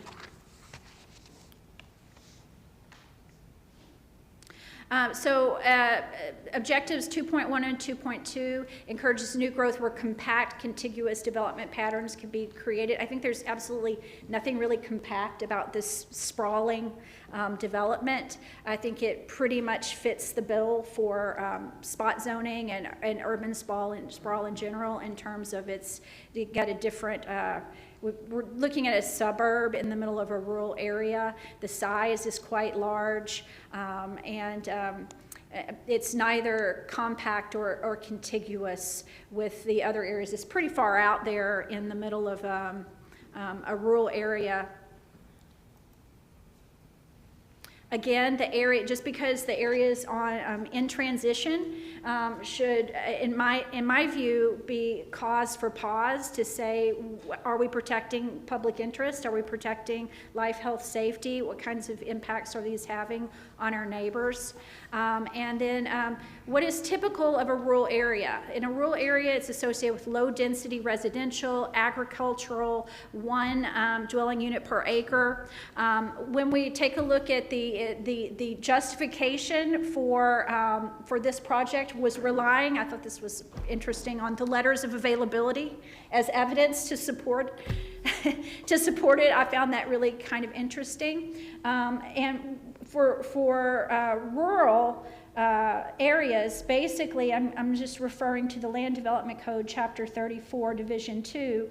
It says the petitioner, let me drop down here, the purpose of agriculture is to provide areas for the establishment and the continuation of agricultural operations, and residential uses being permitted as ancillary to agriculture, so some sort of agricultural use, and to accommodate those individuals who understand and desire to live in the agricultural environment. So all of the surrounding landowners out here have chosen the rural lifestyle as a place that they want to be. And that is the existing condition for those residents. And then the regulation table out there allows for limited to passive and active recreation, educational activities, hiking, nature trails, paintball, gun ranges, zip lining, paragliding, similar activities where it's little investment and folks are enjoying the natural landscape. So those gun ranges have been a bit of an issue.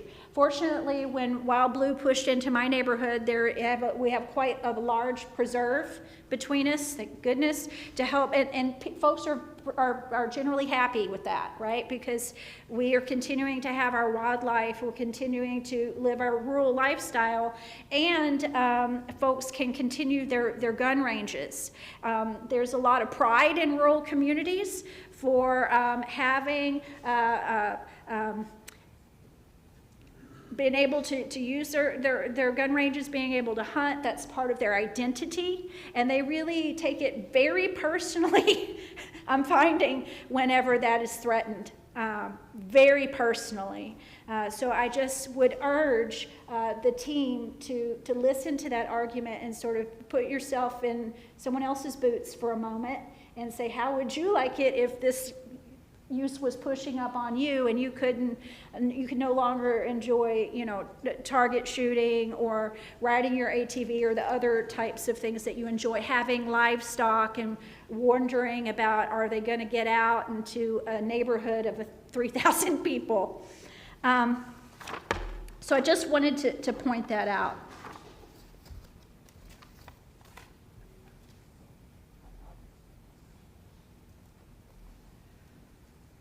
So I think what we're seeing here is one of the public perception pieces, and one of the reasons that I think passions and tensions have been running high is feeling like something is being forced on the community. And I think that as there's a burden on all of us to try to find ways that we can push past that, right? That we can so that folks can heal and move on. I've seen a lot of grace on the part of the surrounding neighbors most times, and showing their willingness to move forward, and grace in terms with those density calculations as well. Yeah. Folks want to work. Marcia, I'm going to stop you for Yep. just a second on that page. You may go back. You Good quote luck. from the. Oh, yeah, Well, right, well, yes, Hang on a second. yes.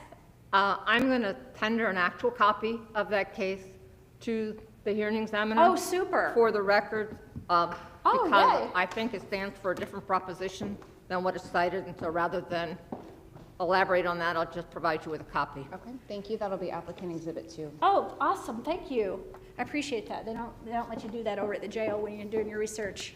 Anyway, so it says here that the law, however, will not and cannot approve a zoning resolution or action that adversely affects the rights of others that's based on no more than the fact that those who support it have the power to work their will. And this is the perception that we have to push past. I put this up there as an example of the burden that we have to overcome here, right? No one wants to feel like that they're having something forced on them, and folks legitimately feel like something's being taken from them. And so I wanted to throw that in there. The staff, I thought in the report, did a very good job of acknowledging as well how folks feel. They've got this sense of public perception that something is being taken from them. Their use of their land. After all, they moved to a rural area because that was where they chose to live. And it creates a burden for everyone to try to work within. Again, the North Olga plan recognized what could be potentially destructive to the character, and they took some steps to try to figure out how can we preserve the rural character. The part in all of these policies that I was struggling with was the variance criteria. And so the statement was the applicant notes that 5 deviations are sought, which we've gone over in great detail, but only 1 pertains to the design criteria required to meet the variance criteria. That was the section out in the front with the buffers and whatever kind of rural Cracker Barrel sign we're coming up with. And when I refer to this, it seems to me, I was like, wow, we only have criteria on 1. Well, when I went digging a little bit of deeper, I saw that really there is a pretty strict criteria for being granted variances and deviations. It doesn't just happen just because that there's a community plan that says, okay, the North Olga plan allows a deviation. That doesn't mean that you don't have to meet the criteria in Chapter 34 of all the others. So what really struck out to me here also is that the plan is to promote the heritage, which is the agricultural heritage. We have the Civic Center there. It is literally the beating agricultural heart, not just of Lee County, but of this region. And the quality of life, which I thought that Katrina Sakvar, she did a really good job of talking about the economic value of having a place that you are proud to call home. And those natural resources. Those were the 3 things that I felt like the staff report was omitting and a bit shy on. And that's what I wanted to focus on more. So again, here we go. The subject property is located in this community. This is the Northeast Fort Myers Olga community, and it goes back to those variances in Chapter 33. And then the provisions are intended to enhance, not replace, the regulations contained in the balance of the code. So just because there was only, there was a provision for that 1 deviation on signage doesn't mean that you don't have strict criteria for all of the other deviations. So I spent some time trying to understand a little bit better about how do we weigh these out. If we have a plan, I'm a bit of a rule follower, if we have a plan and we have constraints that we have to operate under, how come we're not allowing people to not follow these rules, especially when they're getting extra density, and it's really the density and the high intensity use on this parcel that is at question. So the granting of the variance will not be injurious to the neighborhood or detrimental to the public welfare.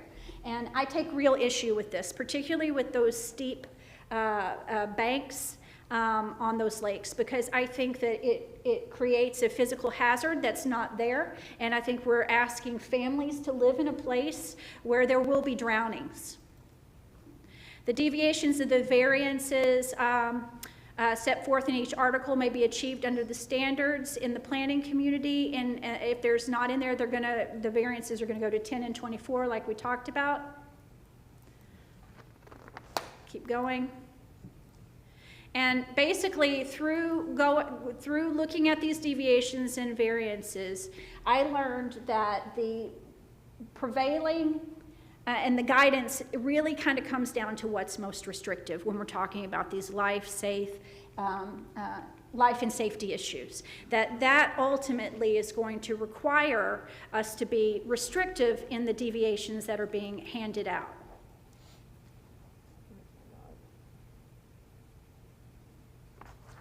So again, the proposed use or mix of uses is appropriate for the proposed location. I question that with so much of the property being in the coastal high hazard area, and that the conditions provide sufficient safeguards to the public interest. I don't believe with the lakes that they are protecting the public interest. I think that this plan is not specific enough to allow people to assert there's specific adverse impacts.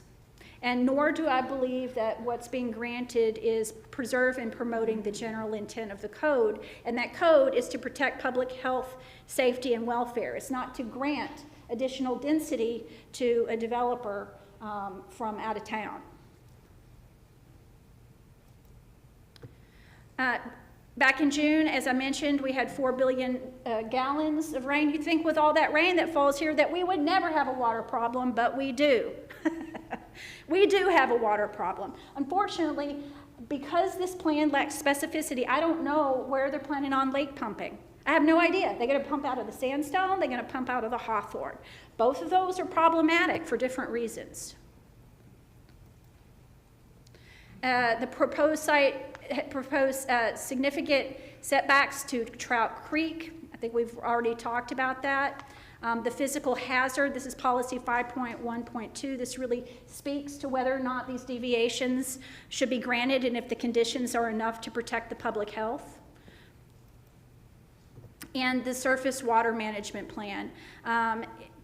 It's just not specific enough. We really need a lot more information to be presented to the public. In fact, we rely on you guys to be coming with some better maps. The map that you gave us about the DRGR was terrible, and I'm not seeing the elevations here. So I expect better, and I know that there are better models, the CRS models I was mentioning out of FAU. There's more that could be done there.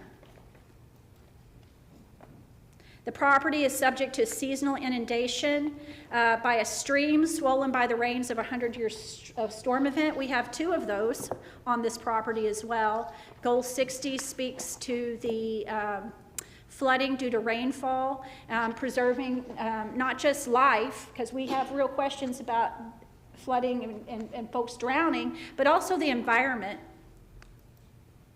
And when I'm going to specifically speak to the gopher tortoises on that. We have 137 burrows, 134 burrows on here. So when we're messing with the hydrology, and I appreciate the fact that we want to do some on-site preservation here, we got to look at how that hydrology is going to be impacting those wetlands and their environmental resources as well.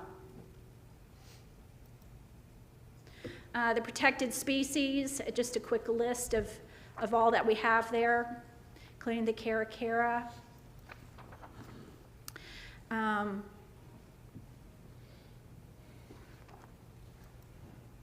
going to switch now to my notes on this. When we talk about the way that this land has been managed in the comprehensive plan, as all of that's worked out, it's come out that those cabbage palms were stripped of their foliage. And this really is regrettable because that's home to species. But it called attention to the fact that there are some decisions that we can make to help manage this property and other properties to leave things maybe a little bit messy. there could be real benefits to doing that. We know that those cabbage palms are utilized by the Cary, so we had a pair and a juvenile there. They're also utilized by the bat species, the bonneted and the tricolor.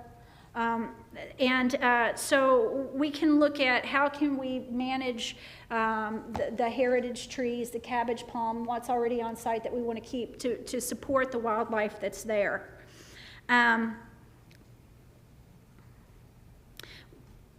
The way that we manage the land doesn't change what's below the surface. So a lot of times these rivers and these flowways, there will be something geologically underneath that has allowed for that to develop. So I think that we are going the wrong way when we try to cover that up. It just takes a really big storm, a big surge to expose what's underneath the ground and why that streams have developed at this location over time. I also want to talk about the myriad of landscape. There's a lot of effort on preservation, but we have rural stewards here. You've heard people speak with love about the bobcats, the raccoons. All of us folks that choose that rural lifestyle, we take it personally when you when you start impacting our wildlife. I mean, it will bring us to literal tears. And I don't think the rural stewards get enough credit to that myriad landscape. It's not fancy.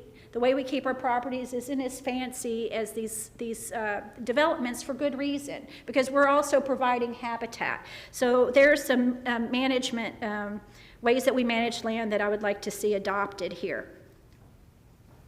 So the myriad landscape is made up of the conservation areas, the rural homesteads, the easements, they're connected. Looking at the plan, being able to leave some areas that might be ponds or water sources that are not surrounded by a gabillion houses, and that we think about the fragmentation. Very valid questions have been asked about the phasing. This is particularly important when we talk about the gopher tortoise management. If we're looking at temporary exclusion down in that bottom right-hand corner along that buffer zone, that canopy flushing out, then we start to get into some management issues where it becomes shadier and it becomes a less ideal habitat. If we're talking about relocating gopher tortoises on the space, then we need to have a plan built into the phasing of when are we going to move them, including time of year. I think right now is hatchling season. James can probably, and the gopher tortoise guy can probably answer that better. But the timing really matters, and phasing really matters when we talk about big projects here and the kinds of impacts that are happening to wildlife, and the comfort zone of all the neighbors around that want to know that the wildlife in their neighborhood are being given some provision. I think that having conversations about the upland, great, I'm very happy to see it. But we also could be creating an urban heat island here, right? I know you want to come in there and you want to maximize density, right? To get as much bonus density as possible, but it could be a very, very heated up place, right? If that's how you're approaching the whole property. Especially because kids, they don't have any place to play because they've been squished in, and then there's like a AC unit right by their house, right? So I hear the message. I just think a variety of landscapes might make the place more livable. I covered the lake bank slopes with the nexus for the wildlife.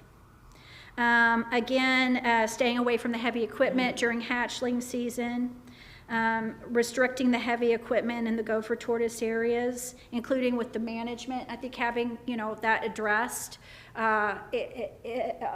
would go a long way to building trust with the community if this is something that is pursued.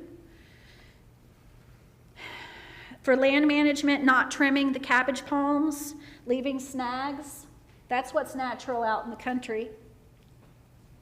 The gopher tortoise, the food sources, the ground covers that are specific to that species, and supporting them. I'll point out the upland habitat. It already exists. It's not like it's being created. It's already there.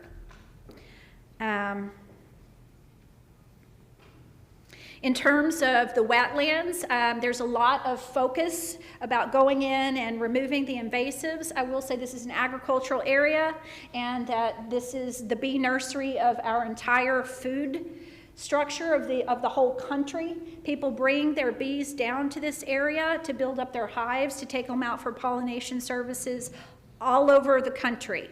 California, up to the orchards in the Northeast, in the Great Lakes. And so the main species for building up those bees is the Brazilian pepper.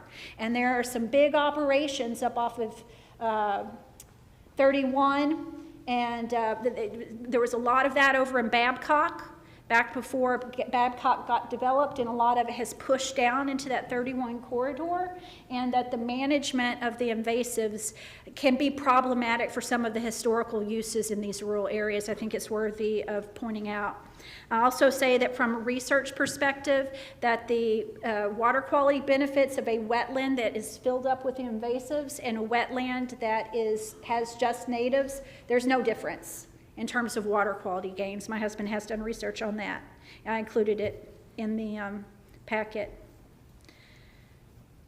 In terms of approvals, looking at the cumulative impacts of this development, all the other developments around it, and sort of weighing that from the post-Ian lens. Things like Owl Creek may have been approved before Ian, before we got the big wake-up call about the coastal high hazard area. Do we want to keep developing this? In terms of, whoops, looks like I skipped a bunch, but that's okay. I'm just going to stay with, I'm going to go to the, let me do the water stuff real quick.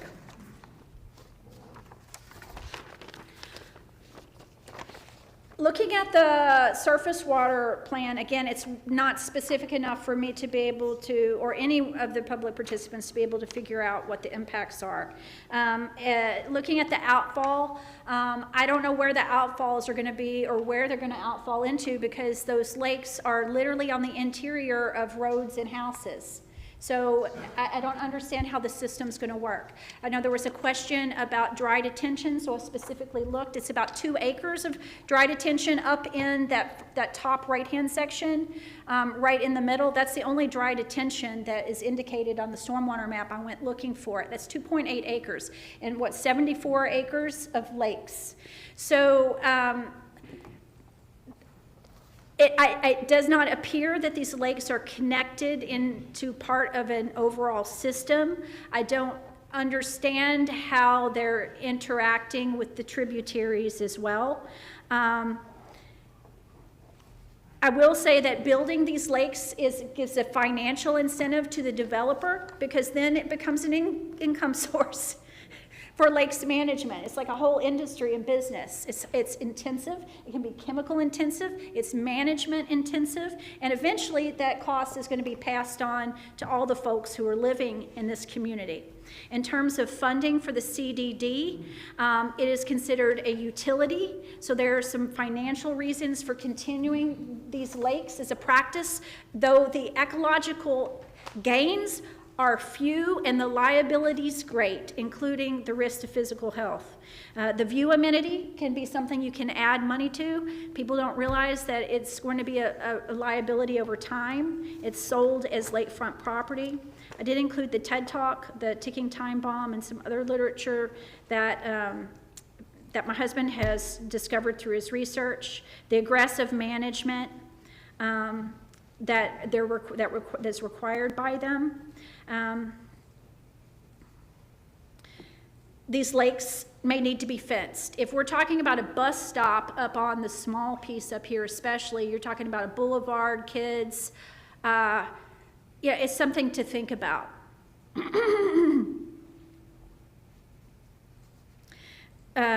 With the steeper slope, it decreases the littoral zone, so that's going to be less of a wildlife benefit, less of a water cleansing benefit.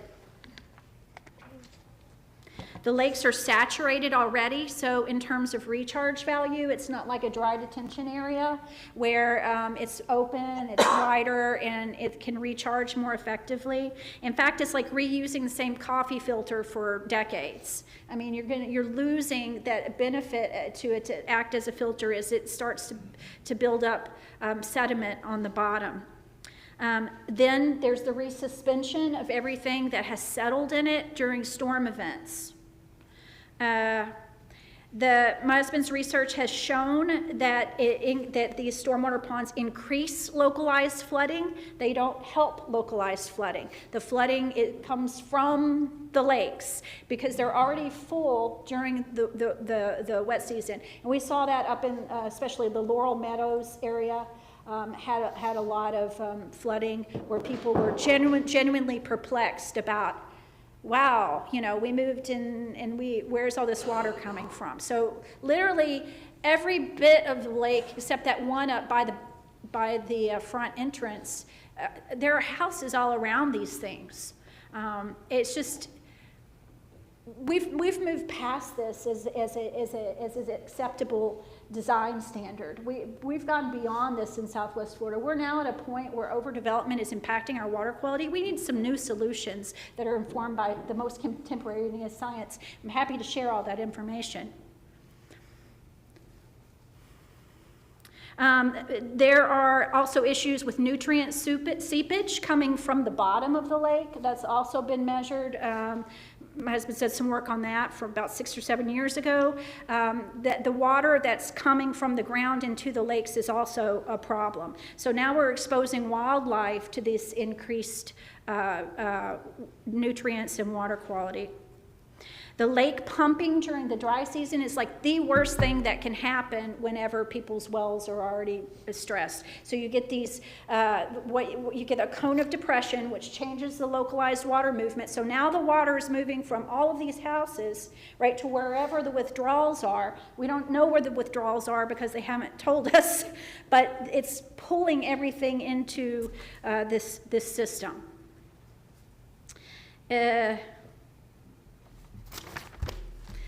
The outflows aren't providing any water quality gains, nor is the water monitoring. Monitoring the water is not a water improving technology. It just tells you how good or bad your water is. Increased physical hazard in the immediate, but over time they become a biological hazard as that filter becomes saturated.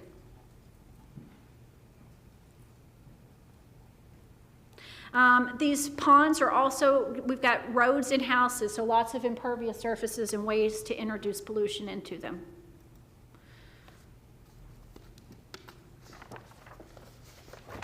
Traffic.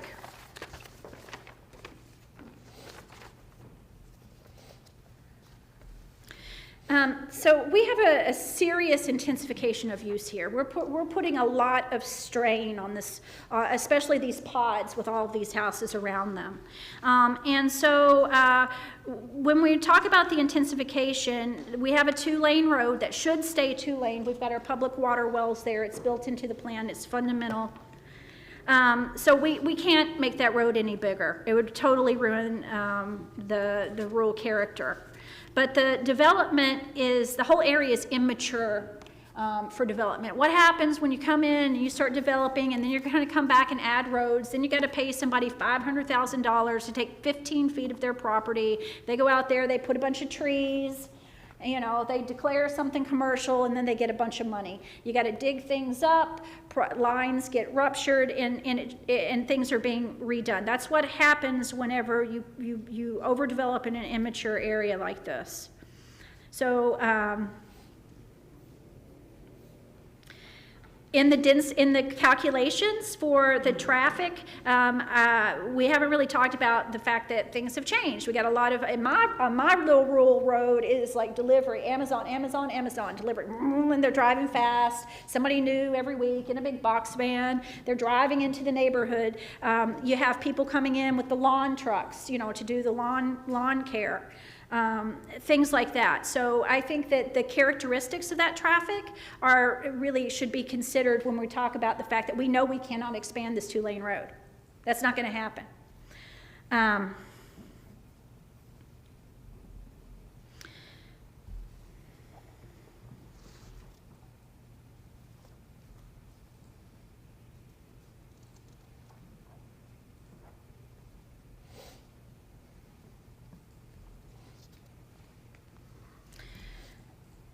I thought that Roxanne did a really okay, this is the calculations, just pulling some information on traffic specifically. As I stated earlier, I really felt like Mr. Fichter had done a beautiful job with that. Focusing on the public safety, which is a real concern. This area, this part of the county was never meant to develop to this level of intensity. That's clear with the constraints that were placed on that road. So with that being said, I don't think that the emergency services are able, well, they're currently not able to serve it, but it's just not, it's too much in the wrong place.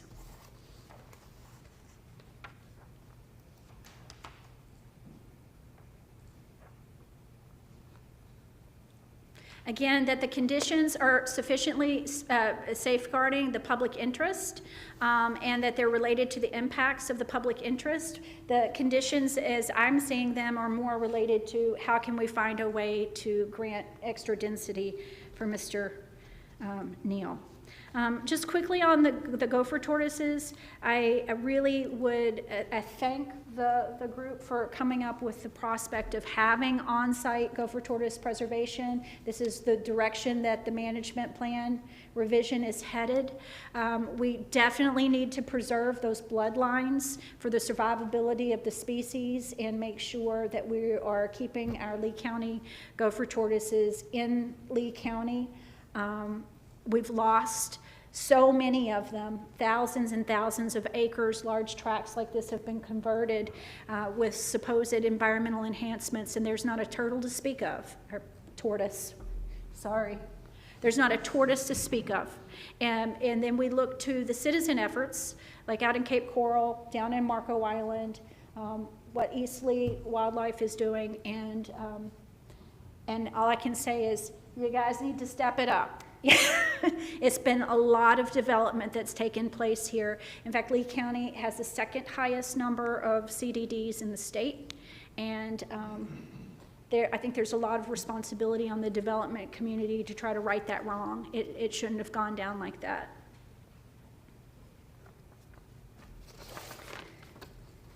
So lastly, on the septic to sewer conversion, the longer that these pipes are running out to these remote places like are proposed here, those pipes are not sealed.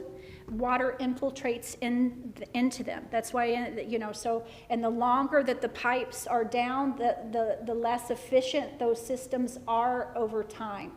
So because of the concerns that have come up with the wastewater, recognizing that it's contaminated with PFAS, recognizing that the household inputs from people's homes have those hazardous substances in them. More importantly, the industrial sources are mixing into those public sewer systems, right?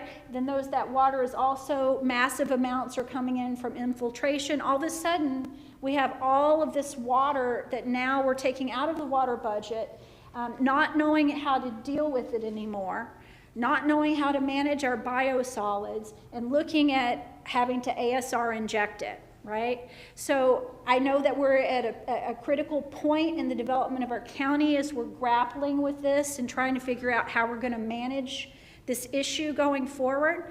And I think that the smaller plants, septic systems where people can manage those inputs and have some responsibility for it is not that bad of an idea. I know that the Alva community, the Olga community, us rural communities would get behind that 100%, because there is something to be said for being able to be master of your own destiny when it comes to your utilities, not to be tied into these public systems, not to be dependent upon them in hurricane events, climate change, and have our wells, have our private on-site systems as was intended for these rural areas, and the levels of service that are appropriate. So I don't think that we need to break what is fixed and working. Yes, there are clay pipes out there. There are old systems. We need to target those and get those fixed. But you know, we do have the technologies to be able to have our own on-site systems get that recharge, and sort of rethink about that about that policy. And with that being said, you know, I just hope that this community can heal some of the divisions, and that there's still opportunity to work together towards a common solution. And because we're asking, it's like, you know, they always tell you, you never ride a wet horse, right? But I'm telling you that this idea about putting all these houses around this lake, it is an old idea. It is outdated. We know it's not good. Let's not do that to our environment. Let's find a better solution. Let's work together. Let's do something novel and awesome. And I don't think it's too late. Thank you, Madam Examiner. Thank you for coming today. That was the last card that I had. Was there anyone else of the public who wanted to speak today? Yes, sir. If you could please come forward.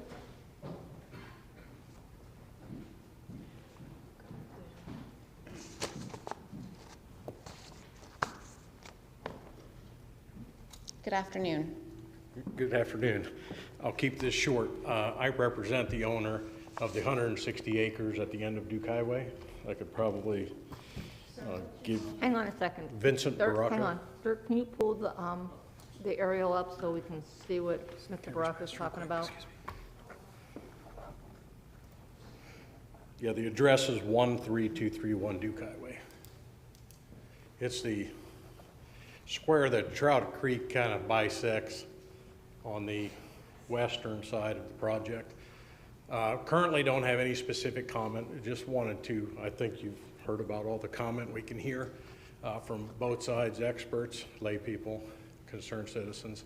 I just wanted to kind of preserve our right based on what comes out of this, your report to the commission in the future.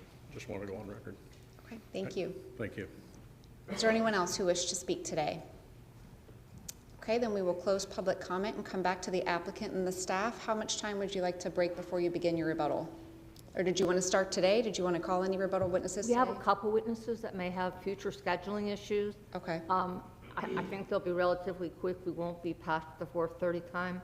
So Shane Parker in particular, since the gopher tortoise issue was featured today and the wildlife issue, if we could allow him to testify, and Kirk Martin and Yuri on traffic to clear those issues up.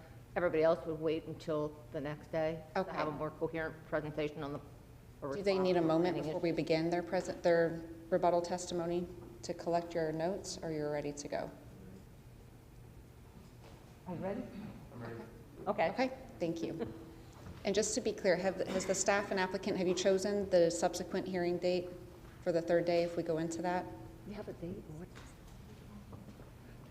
The date, as I understand it, is September 20th, and that's the problem, that Shane can't be here on the 20th. Understood. Thank you. Good afternoon. Hi, Shane Johnson again for the record. I have a lot of notes here. There's a lot of information. I hope you do, because there were a lot of issues that came up, so thank you for taking those. So I will try to do this as cohesively as possible. But again, I do have a lot of notes, so I may be bouncing around a little bit.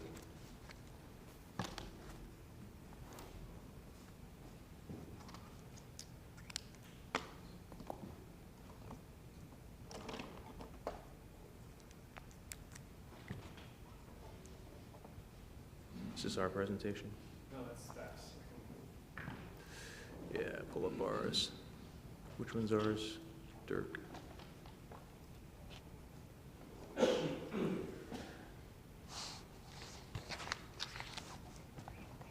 guys have a copy of it?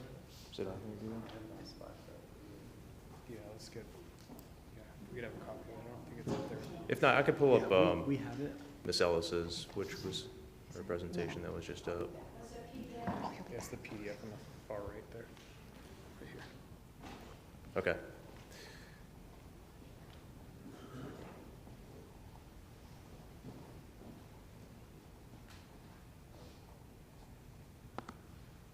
There we go. I'll start with the soils discussion to elaborate a little bit more on my testimony during my presentation to hopefully shed some more light on this. So again, revisiting the policy 123.2.17, there was a comment made that the information in our indigenous report was a little vague. Well, revisiting the policy and what the policy states with respect to soils, again, I want to revisit that. It states,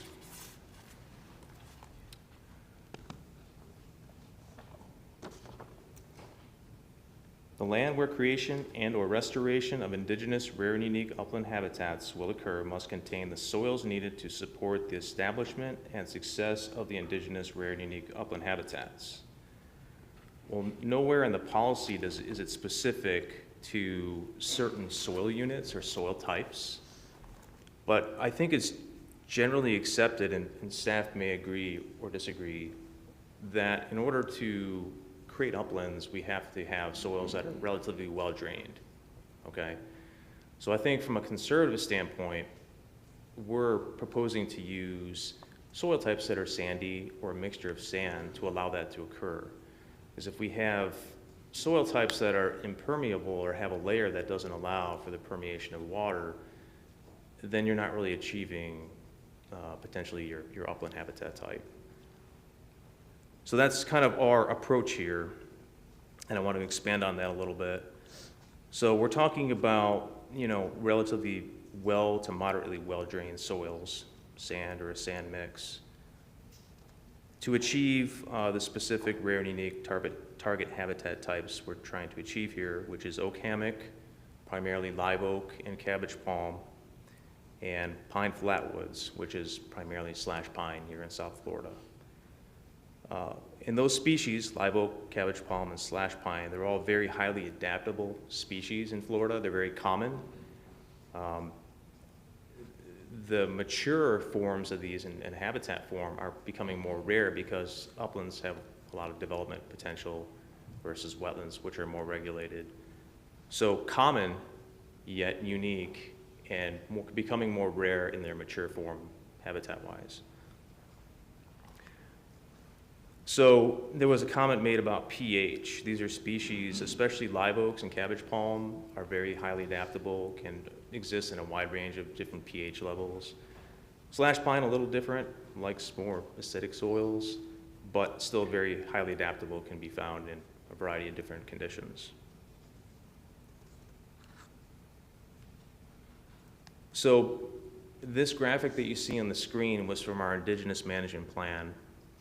And what this graphic shows is that the tan color represents our rare and unique upland creation.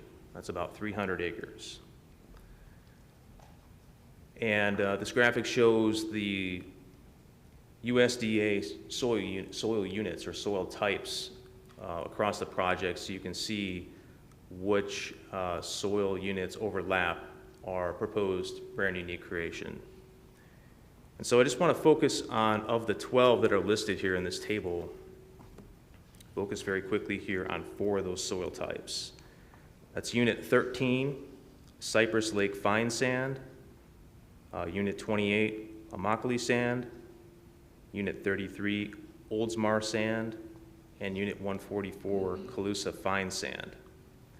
Those 4 out of the 12 represent 95% of what is overlapping onto our rare and unique creation area.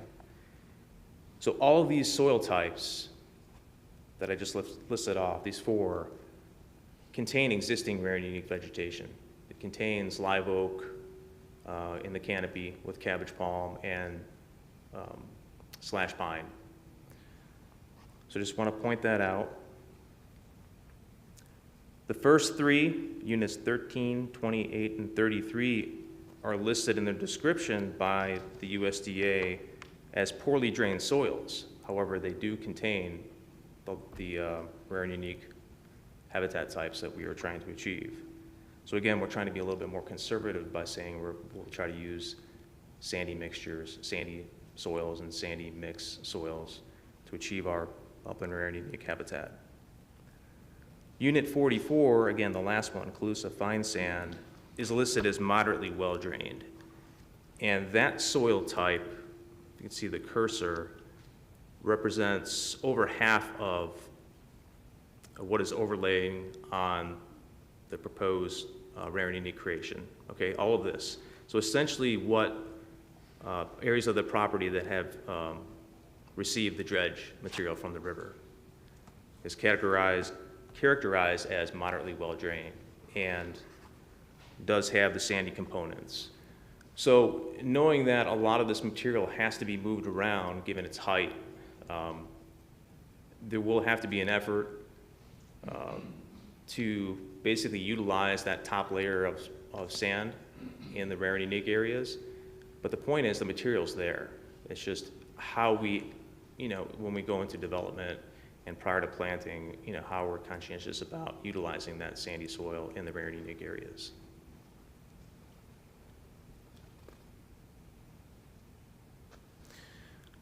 Next topic, gopher tortoises. There was a lot of discussion on this, and the gentleman that gave the presentation, I think, did a really good job. He made a lot of valid points. And not to discredit anything he said, but I just kind of want to boil this down to kind of, what we're dealing with. We're within the confines of what we can do, right? So when we have gopher tortoise burrows that are within a development footprint, we have essentially two options, and that's we approach FWC for an on-site relocation permit or an off-site relocation permit. So we prefer to keep the tortoises on-site, and the gentleman earlier made a good point. Gopher tortoises do have a high site fidelity. If you remove them from their burrow area to somewhere else, they want to hone back to where their burrow was. So relocation is stressful on the tortoise. So keeping them on site from a biological standpoint is a good thing. But ultimately that decision is up to FWC. If they find that we're not meeting the right vegetation and soil characteristics and our management plan won't work for the site for the tortoise, then there's the off-site relocation option. So we have those options available to us. Again, we prefer on-site, but they may end up going off-site depending on what FWC does in reviewing the incidental take tortoise or relocation application. And when does that happen? Because there was a lot of questions about the timing to be Yes. sure that wouldn't predate essentially any construction activities. That would have to happen after all entitlements are issued and prior to construction. So let's just say we're dealing with a phased project with 3 different phases for the sake of discussion. It could be phased. The permit from FWC could be phased, or we could do it all in one single phase. It's really depends on, the restoration schedule. So. And you had mentioned that you don't typically do this level of environmental species review at this stage. I think you said on your first day that usually happens closer to development order. Will there be additional reviews that are still required as part of subsequent permits, either from the county or state or federal agencies, or have you done all of the environmental reviews? No, there's quite a bit more to go. And I'll get to that in just a second, if I could. If that question is specific to tortoises, I can answer that now, but. It covered all the species, but obviously the tortoises got the most attention today. Sure. But it goes to all of them. Definitely more on that subject. We're required to do 100% gopher tortoise survey for the FWC permit, meaning we have to cover 100% of the suitable tortoise habitat on the project, which is the majority of the site. That's a huge undertaking. So that has to be done in accordance with the permit requirements and in order to get the permit. And there was some concern, if you're on tortoises now, about the conflict points. So if you're going to relocate them and keep them on site, it seemed like there's some peril to them under that circumstance as well, if you're relocating them, even if it's on site from their original habitat. Right, and that was the point of me saying, well, FWC has to review this to make sure the vegetation characteristics match what's suitable for the tortoise. So there's a balance that has to be struck if we're going to keep tortoises on site. We know we have to do all of the indigenous restoration, the rare and unique component, but have habitat that's suitable and conducive for the long-term survivability of the tortoise. So that may look like clustering some vegetation in areas to allow some more open areas for the tortoises to forage and more grasses to grow for the species. So what that balance looks like right now, we don't know, but that's a balance that will have to be struck if we're looking to do both on the property. Again, if that's not feasible, FWC is going to tell us that, and have us take them off-site. And that goes to, I think I asked this question on Wednesday as well, but there won't be any physical barricades between these preservation areas that the tortoises may be relocated to in terms of fencing or whatever to actually physically keep them separate from the development? There may be, if FWC does approve on-site relocation. Again, we don't know exactly what that looks like yet because we haven't applied. We're not at that time. So there may be barriers that are required between the development footprint and the conservation area. But that would be a requirement of the permitting, it sounds like you're saying, Correct. a condition of approval. That's Okay. correct.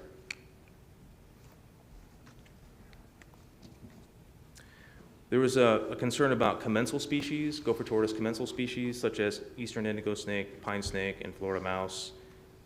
When we obtain a permit from FWC, at that point, we can scope burrows, but until we obtain the permit, we're not allowed to stick a scope down the burrow unless something has changed.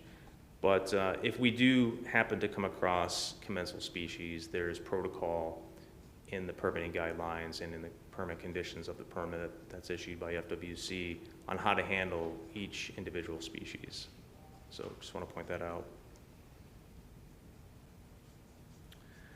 Wetlands, there are approximately 70 acres of wetlands on the site. There was a concern about the amount of wetland impacts, approximately 19 acres. The vast majority of, actually all of those 19 acres are very low quality. So those were selected for impact based on their existing quality, very high exotic levels. They're low pasture areas that have exotic species such as torpedo grass, West Indian marsh grass. So, and impacting those areas is going to require approval by the South Florida Water Management District. So we can tell you there's going to be 19 acres of impacts. What the final outcome is has yet to be determined. And they have to be mitigated. So of the remaining wetlands, those could possibly be used for mitigation, but there has to be a functional balance between what's impacted and what's preserved on site. And that is determined by the South Florida Water Management District.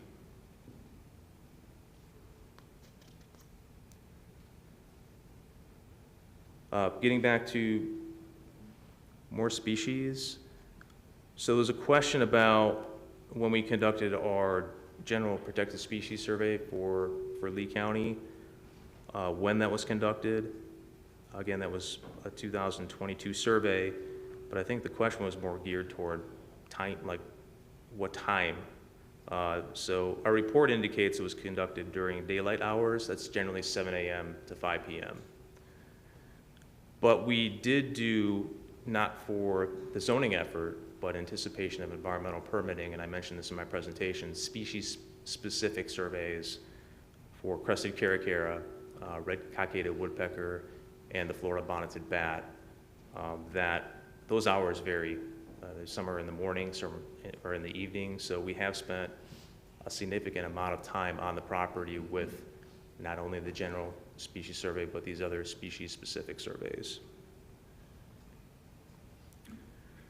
And just want to point out that, and I'm not sure I made this clear in my presentation, but we did not have any listed species nesting observed on the property. I did mention that, bald eagle and crested caracara were observed, utilizing the property, but not in a nesting capacity. Our report does indicate that we identified on the western portion of the site a dilapidated caracara nest. This was when we were first doing work on the property. So that was a nest that we had observed in a cabbage palm tree. Again, it was falling apart, and deemed it a caracara nest because they're in the area. We know we have caracara habitat, which is pasture with scattered cabbage palms. But we don't know if that nest was ever successful in the past. We don't know if it was a nest that they just recently created and it failed. We don't know that information.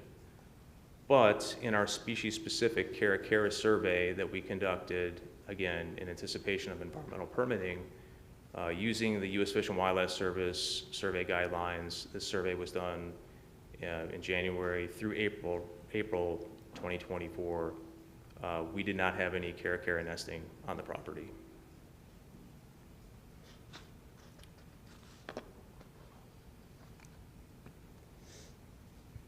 Just some general notes on the preserve area and concerns that were brought up. We're preserving all the indigenous habitats. Again, we're looking at 9% of the property being indigenous per my presentation on Wednesday. So those lands are being preserved. And that does include very large trees, including heritage trees. There's very large live oaks on the property that are being preserved. And that's definitely going to be an amenity for the residents. Again, not to belabor this, but we're looking at extensive planting to achieve the overall 420 acres of preserve area. But there was a question about species and species balance. So we did state some species minimums in our management plan that includes a minimum of 4 species in each stratum: the canopy, subcanopy, and ground cover levels. So it has to be a minimum of 4 species in each of those levels, and no one species can exceed 25% coverage. So the point of this is to diversify with rare and unique. There was a question about if any areas of the preserve were damaged, well, what happens? Who's responsible? So if portions are damaged, yes, it does need to be replaced. That vegetation needs to be replanted. Whether this is a hurricane or a fire, it must be replaced. Whether that's Neal communities as they control the property, or after turnover to the long-term management entity, and I think in this case would be the CDD, that would be their responsibility. But the CDD will have the taxing authority to make sure that that's completed. Question about use of herbicide in the preserve area. That is pretty standard to treat exotics vegetation, but that must be done, 1, by a licensed applicator, and 2, they must use EPA-approved chemicals. So I wouldn't anticipate that any herbicides that were not EPA-approved would be utilized. And if you're a licensed applicator, they know that. There was a question about who's monitoring the preserve area. Again, we have a 5-year monitoring window to be able to document the condition of the preserve areas, and hopefully, at 5 years, we're attaining that 80% survivability to be able to get sign-off from the county. If we're not meeting that success, the monitoring is going to be prolonged until we are meeting that threshold.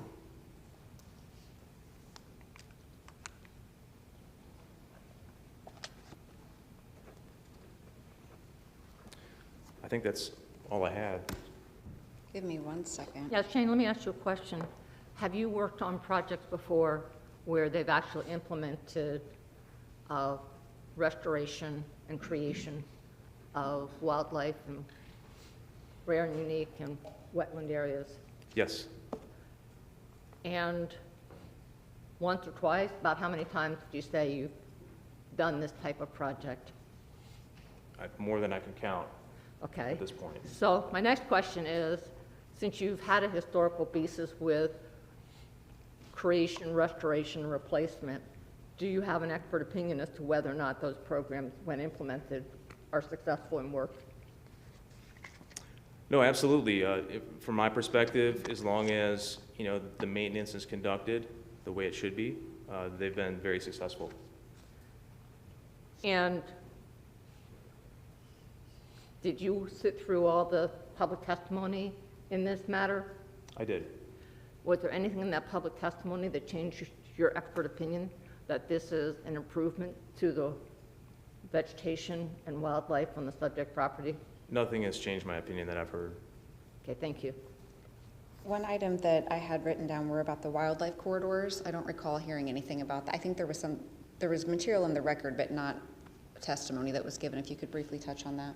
Sure. There was a mention of a north-south corridor. There's really nothing to connect to south of the property. There's the river.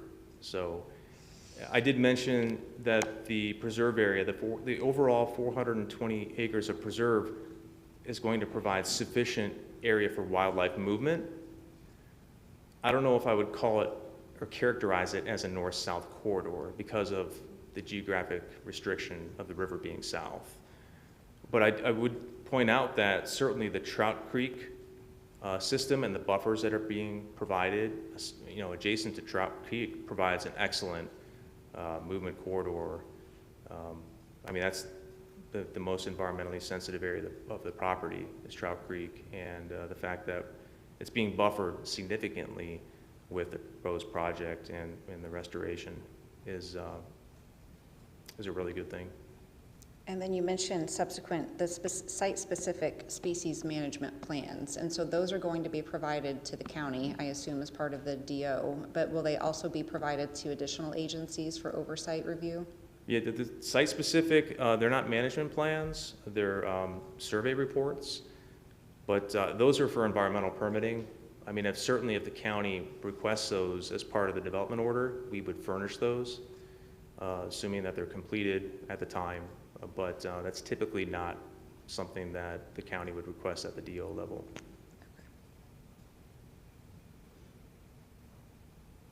Okay, I think that was for your portion, everything I had written down. Thank you.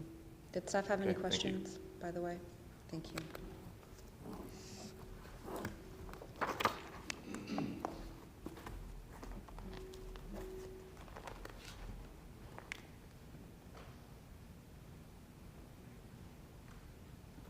Good afternoon. Good afternoon. I apologize, as I had some throat issues a number of years ago that as the evening goes on, my throat gets worse, so excuse me for clearing my throat. Absolutely. And so forth. I'm going to be addressing comments that were based on water resources and potential impacts to those. I'm just going in the order that I received them, so there may be a little bit of overlap. Mr. Fichter brought up two issues. One was about wellhead protection. And specifically, he mentioned something about gas tanks and sewer lines. Just a kind of a background, wellhead protection ordinances are designed to either prohibit, limit, and/or management the use, storage, and/or disposal of potentially hazardous materials. That's what it's there for, to protect public. I'm sorry. So wellhead protection ordinances are created to either prohibit, limit, or manage potentially hazardous substances, either their use, their storage, or their disposal. But the project we're proposing meets all the conditions of the Lee County Wellhead Protection Ordinance because we do not have any hazardous materials. With regard to sewer lines are very common in wellhead protection ordinances and are not addressed in them, so there's no issues there. Mr. Fichter also raised the issue of the project's irrigation affecting area wells. This was also indicated by other speakers as well. As I noted in my principal testimony, our project is creating a major reduction in the potential for site irrigation water use. First of all, the elimination of any potable use going to Lee County utilities. The fact that 60% is set aside and preserved, no irrigation going on there. Also, recharge occurs in those areas. Something close to 10% of the areas in lakes, no irrigation going on there. Plus the clustered small lot sizes, essentially a small footprint requiring very little irrigation. And finally, the centrally controlled irrigation system that will ensure compliance with all irrigation ordinances and make sure that people aren't over-irrigating. I mentioned, I think in my primary testimony, that our modeling done for the Water Management District showed our impacts be less than 1 foot at the property boundary. I was wrong. It's actually 0.1 foot. So essentially we have essentially zero impact at our property boundary from our proposed use for irrigation. Ms. Fisher raised questions about nutrients going to the river, and this was also indicated by other speakers as well. The project engineer, Brandon, may bring other issues up on this, but our project will notably reduce the potential for nutrients. First of all, providing a central sewer versus septic tank. One of the speakers talked about that septic tanks have been implicated as a primary cause of the impairment of the Coosatchee River. That is true. We have a surface water management system that meets all state standards for water management control and water quality. That water management system increases the storage on the site and the retention time of water on that site so that you have plenty of time for the attenuation of nutrients to occur. In addition to that, as I noted in my primary testimony, we have a massive surrounding preserve area that our stormwater system actually discharges to, and that's what I could call a polishing of water before it actually gets to waters of the state. So this is a much greater program than most surface water management systems. And then finally, I mentioned we have an ongoing monitoring program. It does not provide any treatment, but it does provide evidence of that the system is working. And that ongoing monitoring plan included 7 surface water sites, 3 groundwater sites, and biannual reporting to Lee County Natural Resources. Are there additional permitting agencies that you'll also be responsible to report to or obtain permits from? For the nutrient analysis, I'll let Mr. Fry answer that. I don't know. I think there is a 5-year monitoring program for all surface water management systems, but this is in perpetuity. This is for Lee County Natural Resources, and I can tell you they're typically a little more rigorous than even the Water Management District is. Okay, and just to be sure I understood what you just said. So the monitoring reporting that you're doing is the test results, and so you were saying that that's not reviewing for the actual functionality of the system, but the results of the test will indicate if the system is functioning. So while you're not being held to that standard, the attenuation and polishing that you just mentioned, that's how you're improving the water quality before it's exiting the site? It is, but one clarification. I was kind of addressing one of the comments made that monitoring doesn't improve water quality. That is true. That's all I was saying. The monitoring is proof of that it's working. But are you improving water quality, I guess? Absolutely. The system's improving the quality. The monitoring is proof that it's working. Okay. And then there was a question about the continued oversight and enforcement mechanisms for the water quality. So again, it's just difficult. Everyone's talking very fast because I think everyone's anxious to get out of here, but I want to be sure we get it right. So did you say that it's in perpetuity to the county? It is for Lee County Natural Resources. They do have a provision in their rules that after many years, if you can show as many years after the completion of development, if you can show that the system is being compliant, you may be able to get out of some or all of that permitting, or that monitoring rather. But the way it's set up right now, it is in perpetuity. Okay. I believe the rest of my questions would be addressed to Mr. Fry and not you, but. Yeah, and that's a good point. He's the surface water engineer. I'm just addressing water quality in general, and he may have some more details on that. Okay, thank you. There were some comments by Mr. and Mrs. Cochran regarding septic tanks. One quote was, "Septic systems are better for the environment than central sewer." I don't know of anybody that is knowledgeable or working in the wastewater management industry that would make that statement. As I noted in my testimony, septic tanks have their place. However, by using septic tanks, you eliminate the possibility of clustering, which is encouraged by the policy and provides a number of benefits, including wildlife areas, preserve areas, storage, recharge areas, so forth. So septic tanks have their place, but clustering provides, I think, much greater value than septic tanks do. Mr. Cochran said something about wastewater treatment plants pump raw sewage plus chemicals to the river. Not true. Wastewater systems are a highly evolved process for many years of making things better. There's actually very little chemical use in wastewater processing. It's mostly a biologic and filtration process. Biologic being encouraging bacteria to eat up all the nutrients in there. The result is a really highly processed water that, I hate to say this, but probably is better than potable water for much of the world drinks. I mean, it's a very high quality water. Actually, except for nutrients, it's actually very near a drinking water standard. I'll get into that a little bit more as I talk about the next, I think it was Ms. Gauss, and also a comment by Ms. Schwartz in a similar vein. Ms. Gauss correctly noted that the septic systems along the Caloosahatchee are a major cause of the river contamination. That's been shown in a number of studies, including one my firm did for the DEP that has helped establish the BMAP for the Caloosahatchee River. She went on to say something about the city of Fort Myers having lots of problems with their wastewater treatment system, including pumping 11 million gallons a day into the river. That's all true a year ago. She's missing out some new information. Currently, the city is working with DEP on some major upgrades, some of it including being funded by the DEP. The city of Fort Myers just completed, in concert with the city of Cape Coral, a pipeline under the river to deliver 12 million gallons a day of reclaimed water to the city of Cape Coral.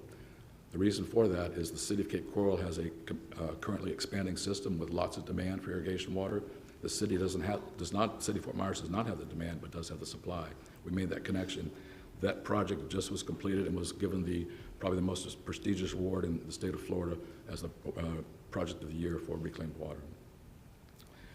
In addition to that, the city is currently adding treatment processes to both the water treatment plants to raise it to high-level disinfection, reclaimed water standards. That's the highest standard that we operate in wastewater. So that we'll be meeting high-level disinfection standards and sending that water to Cape Coral for irrigation use, not going to the river.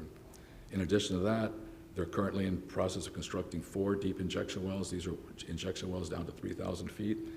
And that's for backup disposal of any effluent that can't be used during wet season.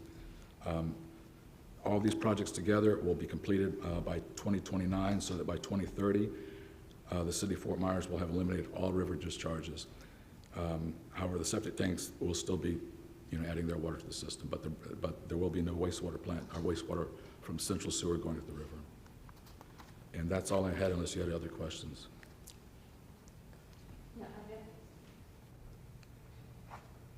I did have a question. I know, and I can't remember who it was that had a concern about the irrigation was going to impact their wells.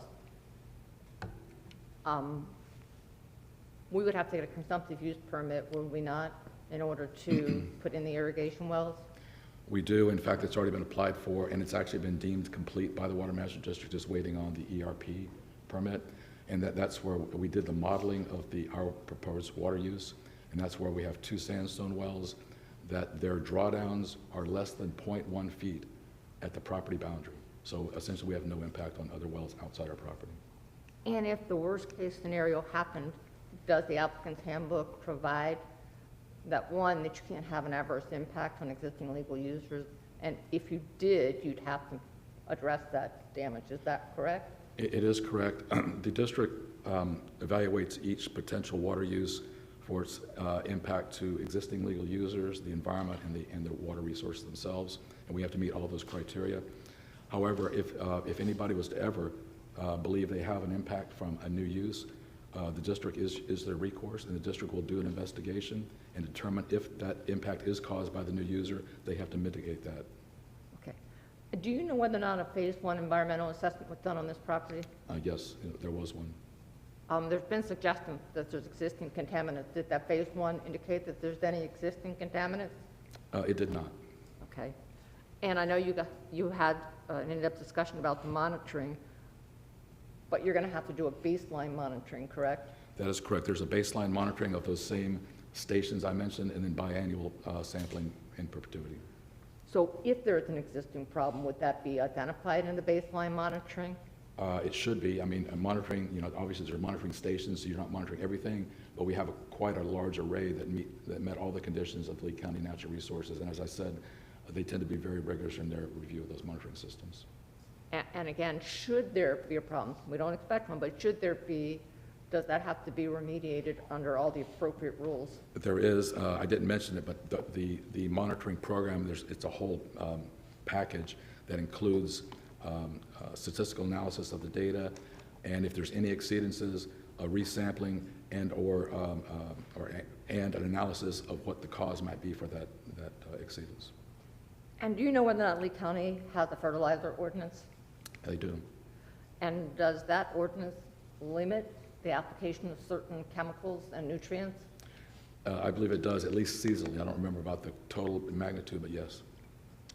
And does it have to be applied by someone who's authorized and licensed? That is correct. If you're an agricultural user, do you have to follow the fertilizer ordinance? I believe so, but I don't know that. Okay. And I want to go back to the wetland protection ordinance. I think it's section 14-214. And it has prohibited and regulated activities within protection zone. So should there ever be a protection zone on the subject property, would the property have to comply with that particular ordinance in terms of what's prohibited? Yes. Okay, thank you. Oh, yeah, Thank you. Again, I'm going to ask you the same question I asked Shane, and that is, did you have the opportunity to listen to all the public input? I did. And was there anything in that public input that changed your opinion as to whether or not this property would have an adverse impact on water quality? No. And what is your expert opinion as to whether this will have an adverse impact on water quality? I think there'll be an overall improvement by the time this thing is done. Okay, thank you. Yes. Thank you. Okay. So we are going to need to conclude for today and get the next date. Will it be in this room? No, in the hearing room. Okay. Our hearing room. So we're going to resume with rebuttal on September 20th at 9 a.m. Yes. But that hearing will be in the hearing examiner chambers, which are at the 1500 building that you're probably familiar with if you've been to these proceedings before. That's 2 weeks from now. So hopefully that gives everyone time to make the small change that we talked about to the master concept plan to remove the deviation notation. And then I believe the conditions that were presented, staff can have time now to discuss that. So hopefully we'll have more clarification on that and any additional comments or conditions and things that we heard about today. It sounds like so far with the rebuttal we heard, you guys took great notes, so thank you for that, to be as thorough as possible when we reconvene. For anybody that's not here, if you could just spread the word, they'll receive notice of that as well. And we will again conclude and hope that everyone else can join us when we reconvene. Thank you for coming. Thank you for your time. I do appreciate everyone being here. It's been a long 2 days. We had some excitement, and I appreciate everyone being patient and calm through that. And I hope everyone stays well and has a wonderful weekend. Thank you. Thank you.